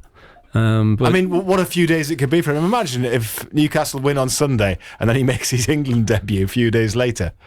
It'd be a bit special, wouldn't it? Yeah. I don't think in your wildest dreams you could have dreamt anything like that. I don't think he could have ever dreamt anything like that. But look, good luck to him. You know, he's been solid all season. As I say, I didn't see it coming, but fair play to him. And I think if anybody starting out in the game wants a role model to look at, you know, I don't think he could look beyond Dan Burn, because as we heard Eddie Howe saying just there, you know, he's had to do it the hard way. He's had disappointments along the way, but he didn't let them get to him.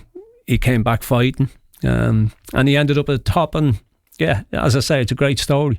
0800 234 6565. You might want to talk about Dan Burns' call-up. You might have something to say about Jordan Henderson being picked as well, which I think surprised a few people. Former Sunderland midfielder, now at Ajax, of course.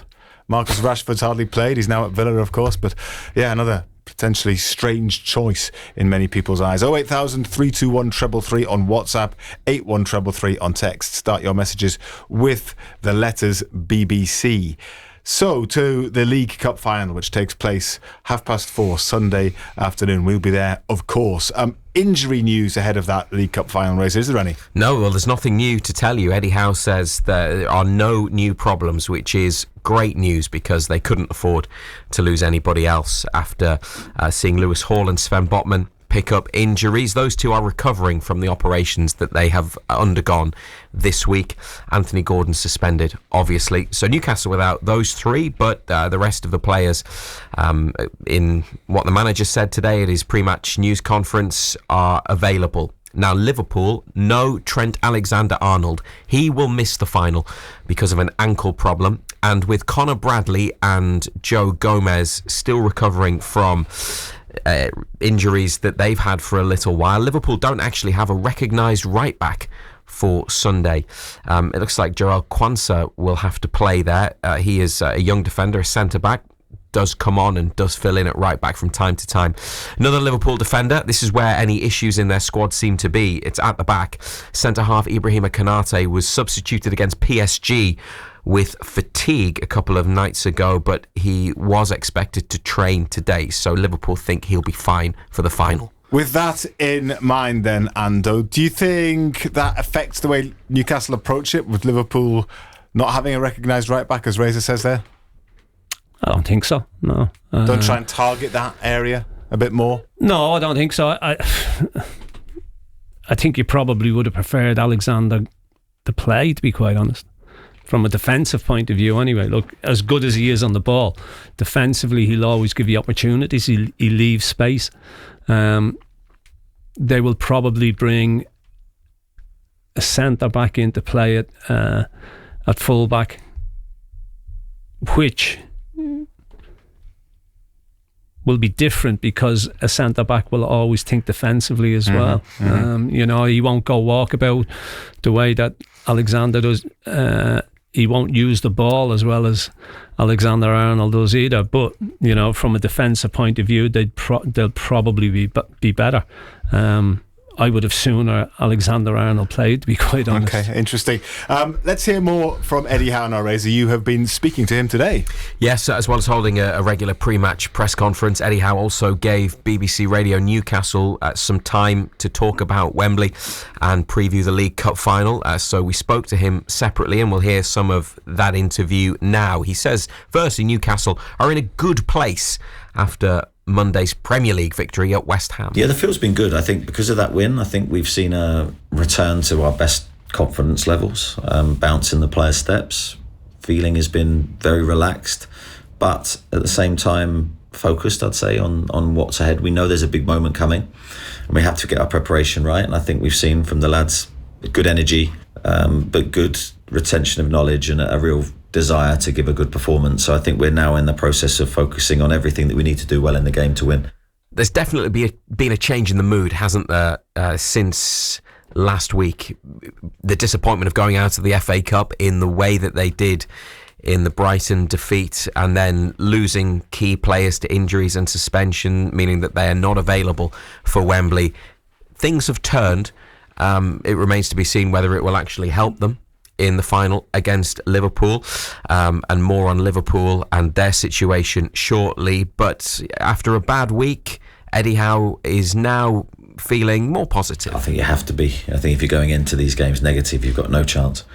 And I understand that the week we had was a real blow to our hopes, but I think from that negativity you can build foundations of real unity and real togetherness, because everyone has to give more now. Individually, everybody plays a part in our success. The whole squad is going to be having to give more to achieve success, and I think I felt that from the group. I feel a real determination to give our very best, and that's all we can do, and leave it all on the pitch and hope that it's enough.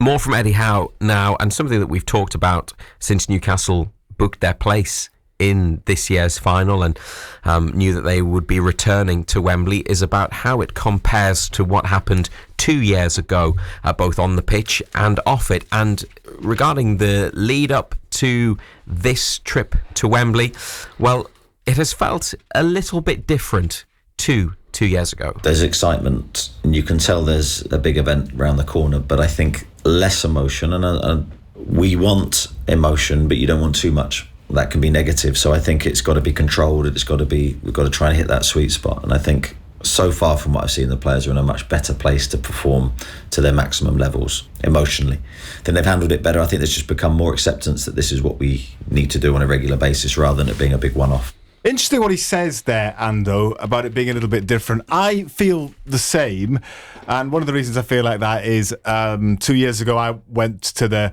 press day that they did for the players. I think Dan Burn, Sean Longstaff and Kieran Trippier all spoke at that.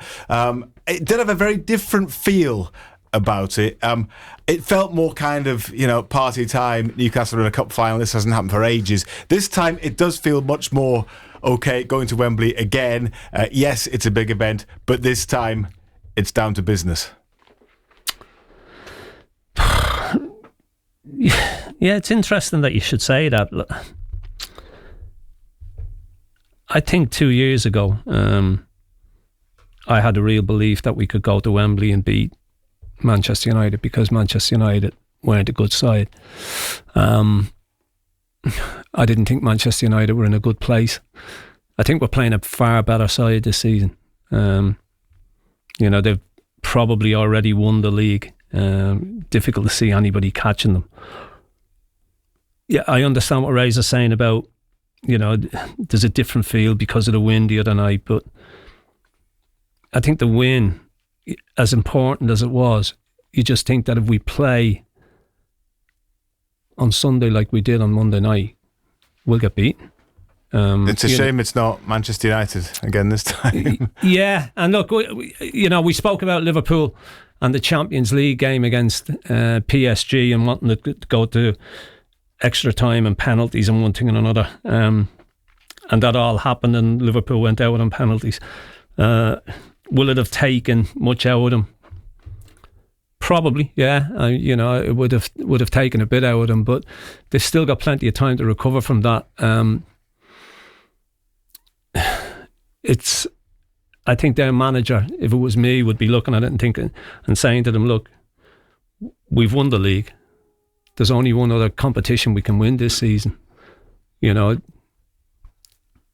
he'd be cheating them up that way. I don't think it'll be easy. No, I think it'll be far from easy. But it's not going to be easy. But I'm just thinking, it's the Newcastle. Newcastle is different to the Newcastle. You can't do anything about the quality of the opponents. No, it may well be different. But I'm just saying that I think our performance levels have got to rise. They've got to be better than what they've been. Because it was a big disappointment on the pitch 2 years ago, because Newcastle firstly didn't play as well as they had done for pretty much all of that season up to the couple of weeks leading into Wembley, and then they discovered a higher level of performance again towards the end of the season to qualify for the Champions League, and that included a league win over Manchester United, a comfortable one at St James's Park, but they couldn't do it at Wembley, as Ando says, against a Man United team that frankly wasn't great and hasn't been great since. So the match last time was the worst bit of the Wembley experience, but Eddie Howe says there are some things that they can take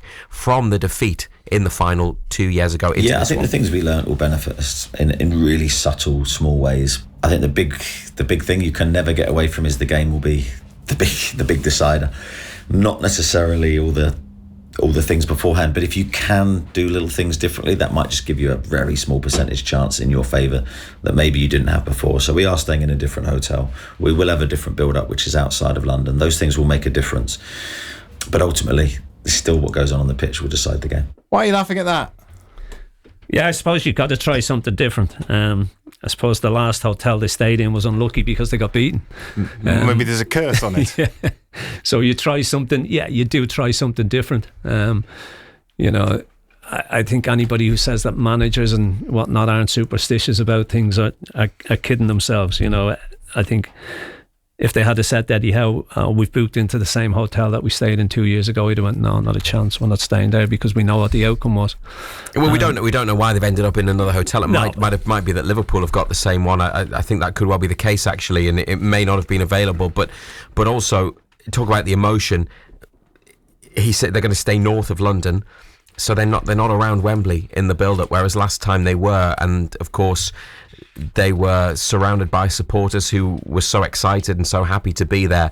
Maybe just a little bit of distance, separation, just keeps them away from that this time, and it doesn't mean that they will win, it doesn't mean they will play better, but perhaps it's something that they can look at and think that maybe there will be a small advantage, what people in sport might say is a marginal gain, potentially through that, trying to view it as a positive thing. Doesn't mean that anything will be different, but it might help. So I think that's the message he was trying to get across. I think you try everything. You try different things.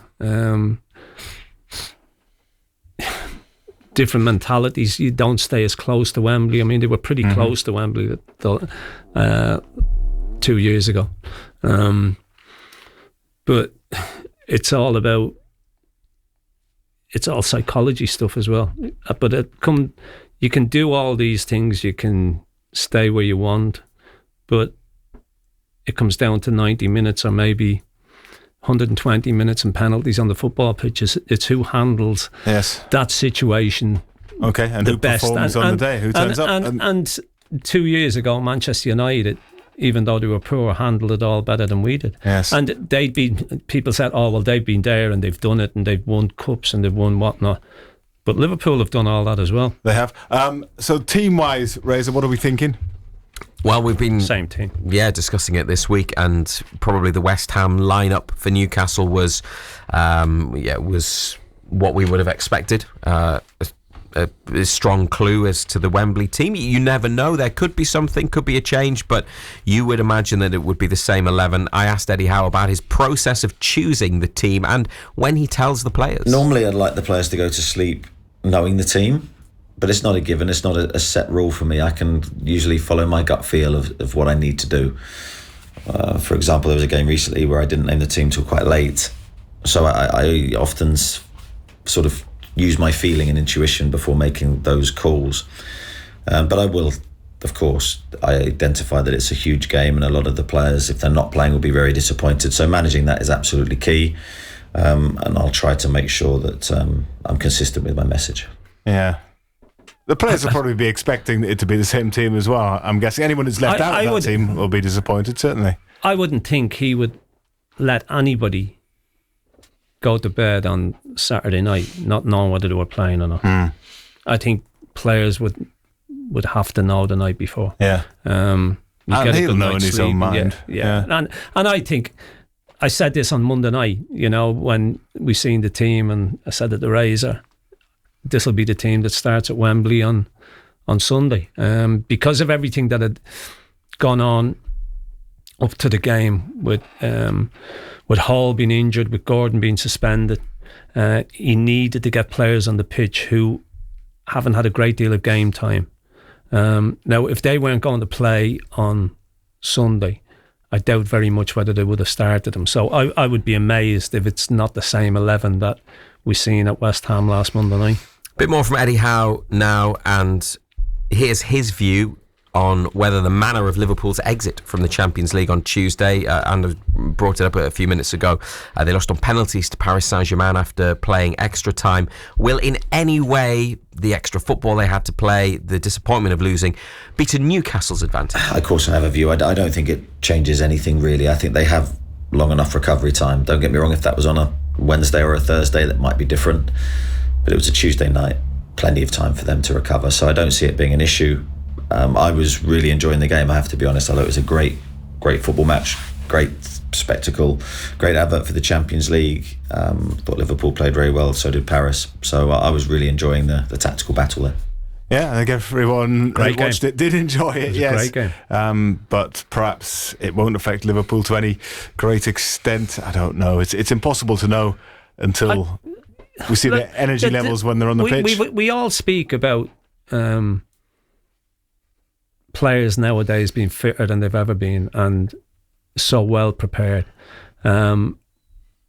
Liverpool Tuesday night, went extra time and went to penalties. They'll have recovered well. But that recovery, they've got that recovery period is long enough for them to, And if it was Wednesday, Saturday, that's one thing, but it's Tuesday, Sunday, and Liverpool will use everything in the book to make sure that those players have recovered and are 100% to go. So Eddie Howe could be the first Newcastle manager in a long time to be the manager that brings home a trophy. Is he thinking about that?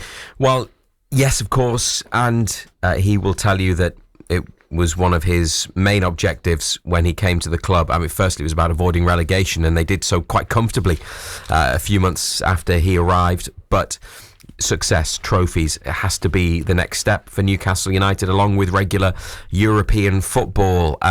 He is very focused on what's ahead of him, and with Premier League matches between and a couple of FA Cup ties in between reaching the final and getting to Wembley, he has had to park thoughts of success up until now, really, when he can have his full focus on playing Liverpool for the League Cup. But in terms of what it would mean to him to be the manager, to be the man, to coach the team, to lead them to success at Wembley and bring a trophy back to the Northeast, how far does he allow himself to go with those thoughts? Yeah, not too far, Razor. Of course, I have visions and dream, and I'd be lying if I said I don't take myself there and have those moments where you contemplate winning, but then you're quickly focused sharply back onto what you have to do to make that happen.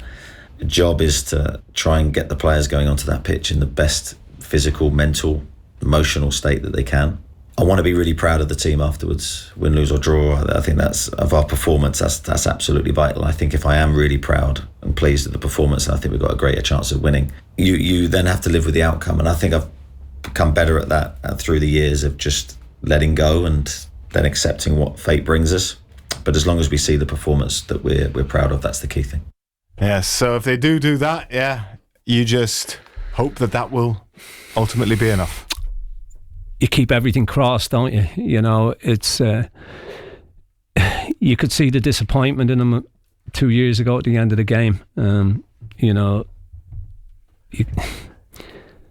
He's disappointed in the performance. He felt we didn't do ourselves justice. I think he'd be looking for a better performance this year.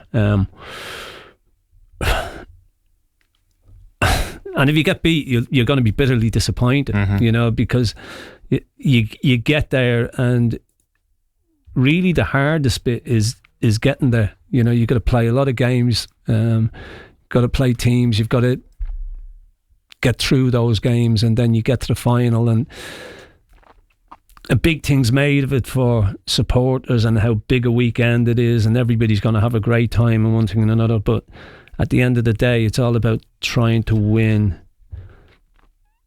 silverware that hasn't been won for this football club for such a long time. So look, it's all about who handles it best on the day, who performs better on the day. We've seen strange things happen. I mean, bookies have made Liverpool overwhelming favourites, but we've seen this week in a different sport that really odds-on shots 100 to 1 shot one today can come the first race. Come unstuck and can come unstuck big style. In a big way. You just hope that's the case. Sport. That's the case come against Sunday. Okay, thank you, Ando. If you'd like to have your say, 0800 234 6565. We're on air 10 o'clock on Sunday morning from Wembley Way. Matt Bailey will be there, and then from inside the stadium from 2 ahead of a 4:30 kickoff.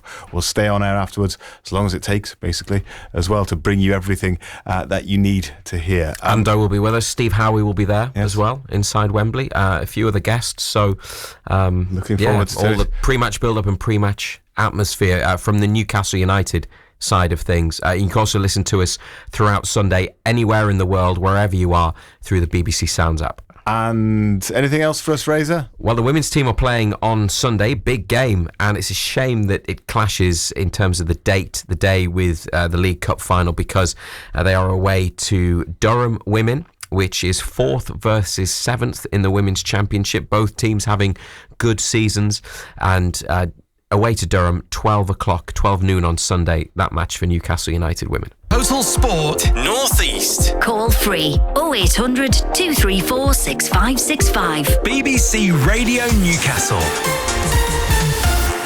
Let's have a chat now to Wayne, who's a Newcastle supporter on the line. Good evening, Wayne. How are you doing? How are you feeling? Good evening, Friday. Good evening, John. Good evening. Is it Marco on there? It's Benno on tonight. Benno, sorry, I do apologise. No problem. Hey, Good Wayne. evening. Oh, yeah, well, I'm feeling a little bit confident and a little bit nervous. Really? Andy will calm you down. Even this early? Yeah, yes. What are you expecting then? Well, you got your wish on Tuesday night, John. I did. They played 90 minutes in extra time, and I know that they've had long enough to recover now. It shouldn't affect them. But you think for Newcastle it'll be key that we get into them from the get-go, John? Yeah, I think it's hugely important that we get off to a quick start, that we get in the face, that we play with that high intensity, high energy. Yeah. You know, look, Liverpool are the best side in the country. All you've got to do is look at the league table to tell you that. It won't be easy. I think we've got to match them in all departments. You know, I think the win against West Ham will have done the confidence a lot of good. But the performance-wise, it wasn't great. We need to get that energy back. You know, yeah, we haven't had that energy for a while, and I think Sunday would be a great time to get that back and play with that zest and that. I suppose you've got to go back to the second leg against Arsenal in the semi-final when we won 2-0 here. That was the last time we seen it. I think we play with that energy, that buzz, that intensity. It gives us a great chance. Do you think though as well, John, that a lot of players this time round have got a point to prove? Nick Pope in particular, like foolishly missing the final 2 years ago. I don't know whether they've got a point to prove. I think the fact that they've been there before will hold them in good stead. You know, it's not as if they're going into the unknown because they've been there before. They've got the T-shirt, so to speak. Hopefully, we handle it better than we did the last time. Look, cup finals, we've seen it in the past, haven't we? You know, I think it's all about who handles the day, who handles the occasion, and who don't let the occasion get to them and just go and play their own game, play their natural game, and hopefully, if we can do that, as I say, it'll be good enough to get a result. Yeah. Do you think, John, that like, to touch on what you were saying there, that it would be easier just to like sort of forget that this is a cup final episode and just go out and play the normal high intensity game that we know they can't play? I think that's easier said than done as well, Wayne. You know, I think you always know it's going to be a cup final. It's just another game. People say that, but it's not. and everybody knows it's not, and it's difficult to go out and play it as just another game because there's so much riding on it. You know, there's the silverware at the end of that 90 or 120 minutes or whatever it may be. You know, so it's not just another game. Got to Friday, feed off it unfortunately, rather than let it hinder you. Wayne, thank you. Give us a score prediction, Wayne. I'm going to be brave. I'm going to go 2-1 Newcastle. 2-1 Newcastle. Okay, thank you Cheers, very much Wayne. indeed. Dave from Prudhoe wants to know whether Dan Burn is the first Blythe Spartan to win an England cap, potentially. He would be, I guess. I don't know if anyone else has ever started at Blythe and ended up in an England team. This message is from Darryl, who says, sadly won't be in London for any of the final festivities, but will certainly be listening to BBC Radio Newcastle's coverage throughout the day, backing the lads and Eddie to the bitter end. I really hope the lads can do the business this time. They should be more experienced than 2 years ago. Last time was the occasion of our first Wembley final in 24 years. This time we have to mean business. Bring it home. He also says 2-1 to Newcastle. George says, I'm trying to convince my 7-month pregnant daughter Jasmine, who's travelling to Wembley tomorrow, that she should give the bairn a middle name of whoever scores the winner in the final. To which my wife quipped, what, Teddy Mo Thompson it's going to be then. Mo. Don't think that would have gone down well. Anyway, I think a shout out from Ando may convince her. So convince her, please. Yeah, you've got to. Mind you, it's only from a black and white perspective as well. Yes, so no middle names for Liverpool players under any circumstances. Even if it's an own goal, that'll count, won't it? Yeah, so it could be a middle name of Virgil if he sticks it in his own, sticks it in his own onion bag. That would work, wouldn't it? Yeah. This one says, hello Simon. It's from Mark, who is a Jarrah lad but will be watching in Virginia on Sunday. Hello Simon, remarkable achievement by Big Dan Burn. I'm sure he was as surprised as anybody, but what a great story. That should give him an extra spring in his step for Sunday. I'm sure he doesn't need one though. Underdogs we certainly are, but one can only hope. And yeah, he's going to be watching but listening to you and Razor Ando with the Toon Army Northern Virginia at the Hawk and Griffin. That's like a good place to be. That sounds a good boozer, doesn't it? Hawk and Griffin. You know what's going to happen, don't you? What's going to happen, Benno? There's going to be a film made out of this. Well, the Dan Bourne. The Dan Burn story. Yeah, who's going to play Dan Burn? Who's going to play Dan Bourne? That's it. Who are you going to find big enough to play? You can see a story coming out of this, can't you? Yeah, we need a good 6'6" actor. Yeah. It's not going to be, Ted Lasso. Who would somebody can answer that. Somebody can answer who will play Dan Burn in the film about him. Yeah. When he scores the winner in the cup final and then goes on to play for England and score the winner in the World Cup final. And the dance. Yeah. It's got to be someone who can dance, isn't it? I mean, who would play Dan Burn? If only Razor had thought of that to ask Eddie Howe today, that would have been a good question for him. We can ask after the match as long as it goes well. Kevin Crammy says, Newcastle dismissed Sunderland winning the Papa John's Trophy as not a cup at Wembley, while the Carabao Cup isn't the FA Cup. So even if they do win it, it'll never be the same as winning the FA Cup. So therefore it's pointless and it's irrelevant. There's another chip on the shoulder. Yes. Do they therefore realise that they still, even if they win it, will not have won a proper trophy for 70 years? There's another chip on the shoulder. Whoa. That's just the way Kev sees it. Yeah. Yes. And one more on Dan Burn, as things we're talking about him. Brian says, congratulations to Big Dan Burn for his England call-up. When he was signed by the Toon, the view of many fans was that he was a stopgap to help keep us up until we signed a better player. Well, Dan had other thoughts. He's gone from strength to strength. He's now integral to our team. He is living the dream. He is a true local hero both on and off the pitch, says Brian, who's very pleased that Dan Burn has been called up by England. Sunday will be an occasion during which Newcastle's big players, including Dan Burn, must step up if the desired result is to be achieved. I think it's probably fair to say that Bruno Guimaraes and Alexander Isak fall into that category, don't they? Big players for Newcastle. You'd agree, wouldn't you? Yeah. Yes. Well, I caught up with them earlier today to find out how they're feeling ahead of Sunday. So here we are then, boys. Bruno and Alex, great to speak to you just a couple of days before a massive game. Bruno, you first. How are you feeling ahead of this match? Been there before 2 years ago, and I know that you're wanting to do it right this time? I'm feeling like my first time, very excited for the game. I think everyone in the city, in the club, is very excited. It's a big opportunity for us. We cannot wait to get the day, to get there, to get Wembley, and hopeful if we can make history, gonna be our dreams. You're exactly right that everybody's talking about it. I mean, I did the school run this morning. Everybody at the school gates is talking about the match. Everybody the people working next door on the driveway of the house next door, the workers there, all they're talking about is what's going to happen on Sunday. Do you feel that? Do you feel that everybody is just so engaged with it? Yeah, we are feeling the same. We can see the flags, on the city. So yes, everyone, like I said, is very excited for the game. It's a big opportunity in my point of the view. It's the most important game in the last, 30, 40 years. So it's a big opportunity. We are not seeing this as a pressure. We are taking this as a privilege to be there and hopeful put our name in the club history. Alex, how are you feeling about it? Same as Bruno.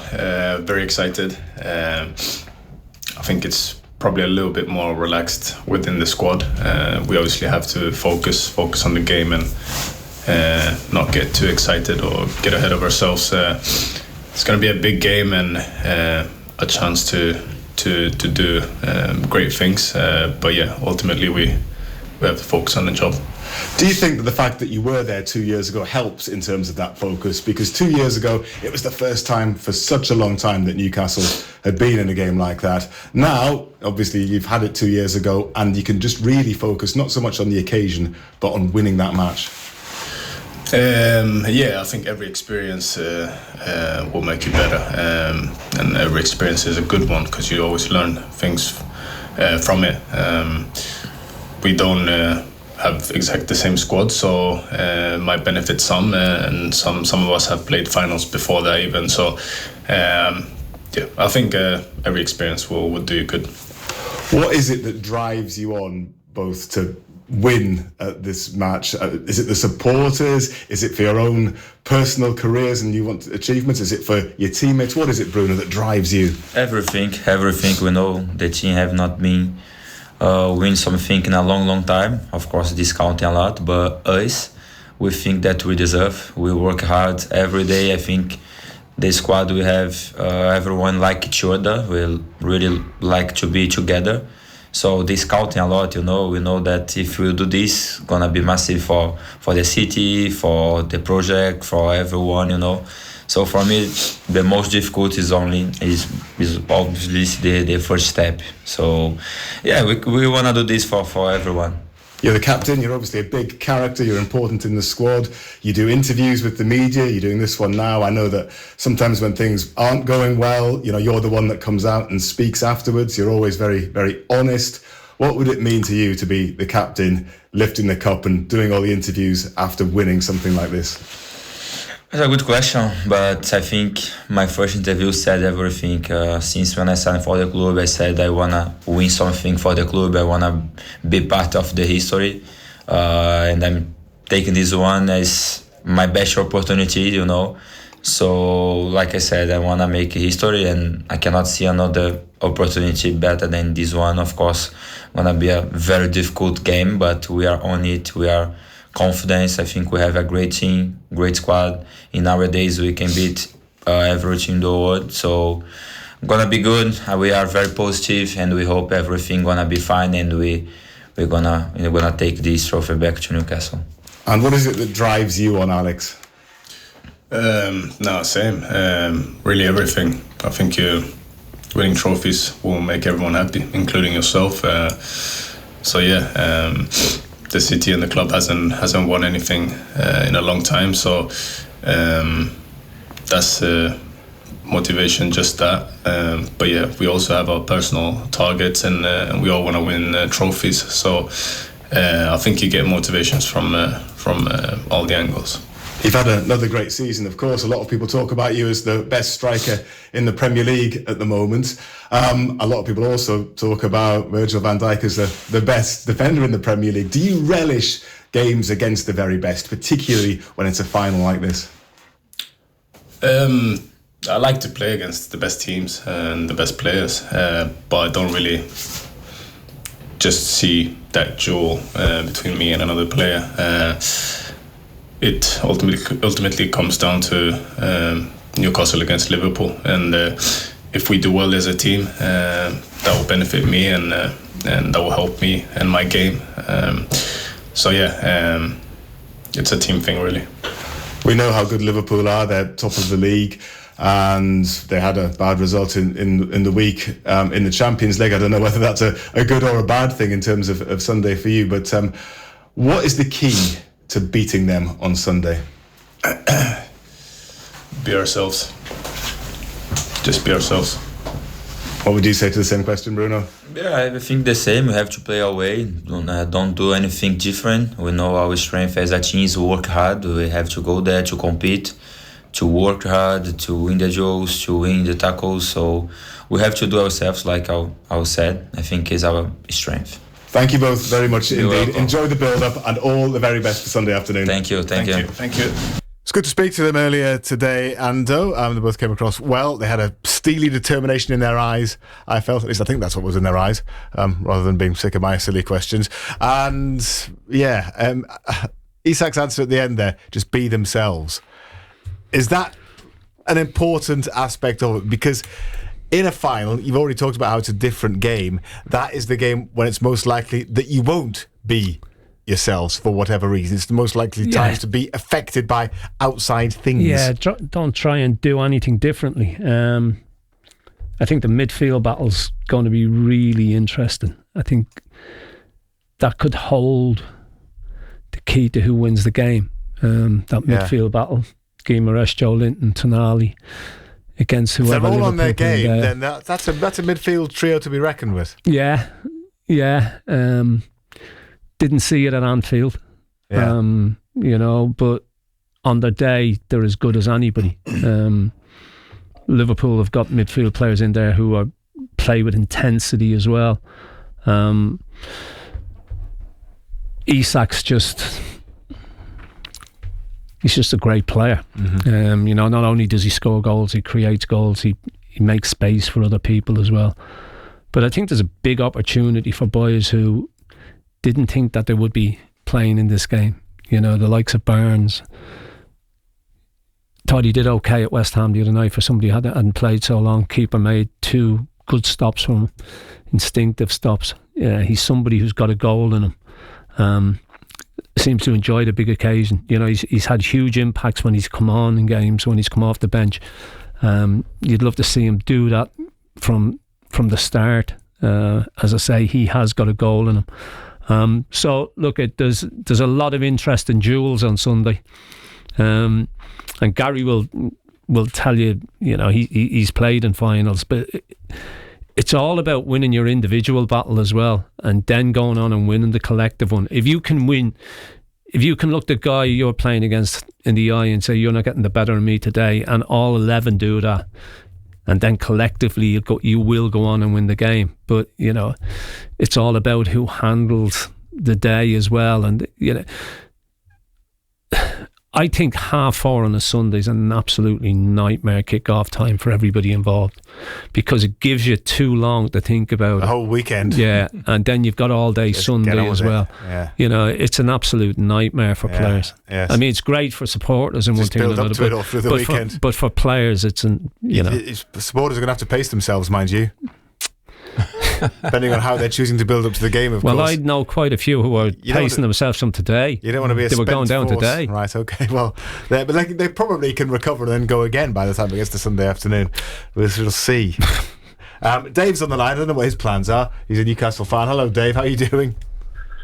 Good evening, gentlemen. How we doing? Hey, Hi, Dave. Yeah, good. I'm sure you're pacing yourself, aren't you, Dave? Friday, of course I've placed myself there, no worries. Just before we talk about a rather large game on Sunday, Benno. Yes, Dave. All the best, mate. I was reading an independent football magazine today who did a lovely review on a new book that's coming out. And one of the little bits that caught my eye was Dave having some really good nights out with his brother Gary. So I'm going to go straight down and buy your brother's book when it comes out. Yes. Well, he's coming on later on the He's show coming to on, look so at tomorrow's game, yeah. He'll tell you all about it. I'm looking forward to it, mate. You're a legend, pal. Have a safe journey tomorrow. Thank you, Dave. John, Yeah. Simon, I know I'm the only person in the total sport family who wanted Liverpool, and I maintain that. I maintain it, even though Friday tried to rivers. Wow. You'd have preferred Spurs. You wouldn't even swap now. If I could swap, if I could swap Spurs in now, you wouldn't take that. No, all right. No, and this is me rationale, right? Go on then. This is me rationale. If we had got Spurs, we would be having a very different conversation. There will be people ringing in saying we can get at them. Their defence is weak. They're struggling. It would have been overconfidence. It would have been just like 2 years ago. We're going in now. Liverpool, the best team in the league by a mile this season, as much as it pains us to say it, but they are. We're not going to underestimate them. There's going to be no complacency there, surely. We're going to be going up against the best. I think we'll have the right attitude. It doesn't matter when the game's played at 4:30 on a Sunday. It doesn't matter. Bruno's got 2 kids, man. He's busy all weekend until the game. We know what that's like. I'm positive, and I know a lot of times this season I've come on, I've been a bit negative. I'm positive. I think we've got nothing to lose. If we lose, but we're put in a good performance, that's what the second good performance we're put in at Wembley since 1955. I was there in 96, 98, 99, we never turned up, man. So I'm feeling positive, and my prediction is, and I'll quite happily get shot down for this, and if it comes true, John, our favourite pub down by the river, there's a pint for you if it comes true. I think we'll beat them 4-3. Whoa! 99th minute, Kieran Trippier, and hey, look, let's just be positive. Wow. We've got nothing to lose. It's not based on anything. I mean, I'm not saying we're in great form or anything. I mean, our record at Wembley against Liverpool's horrendous. But, what's the point in going in negative? Who cares who we've got injured? Let's just try our best. Let's just put in a good performance for the first time in years. We've had one in about 70 years. Good performance at Wembley. If all that happens, Dave, you're not already in that pub, are you? Well, I've opened the Jamesons, but that's beside the point, John. If all of that happens, Andrew and I will come down to that pub and buy everyone a drink. Won't we, Andrew? Yeah. Strange enough, what price would you get for that? Well, that's 4-3. I'll tell you what, Benno. The thing is, I predicted 2 years ago. All right, it's the only one I've ever got right. I said we'd beat Spurs 5-0 at home, and John Anderson laughed at me all down the phone, and so did Simon. I did not. And we're 5-0 up at half. No, I agreed with you. 5-0 up at half time. And John even told us I was wrong anyway, because we won 6-1. I was going to say, exactly, didn't finish 5-0, so yeah, you've still wrong. Yeah, you came on and you said, I told you, and I said, well, you got the result wrong because it was 6-1. I know. But no, let's just be positive. We've got nothing to lose. Apart from the cup. No, we don't even win cup, Simon. I guess. Yeah, Liverpool have got it to lose because they're the holders. Newcastle don't. They just have it to win. Well, yeah. Let's look at it that way. Yeah. Let's look at it that way. Yeah. Okay, Dave, thank you very much. Cheers, Dave. Enjoy the weekend. Great to talk to you. 0800 234 6565. If you want to give us a quick bell. Let's do some of your Newcastle messages as well. A couple about Nick Pope. Some people are saying Dubravka should play, I don't think that'll happen, but this one says it's from Aid. It says, John, who would you play in goal at the weekend? I'd go with Dubravka. He's much better with his feet distribution wise, so I'd have Dubravka, Livramento, Byrne, Cher, and Trippier, Joe Linton, Bruno, and Tonali, and he'd have Willock and Isak and Murphy. Really? So he wouldn't have Barnes in the team. I don't think he'll go with Willock. I think he'll go with Barnes. As I say, I think the team that he won't change the keeper, will he? No, I don't think so. I think the team that started the other night will be the team that plays.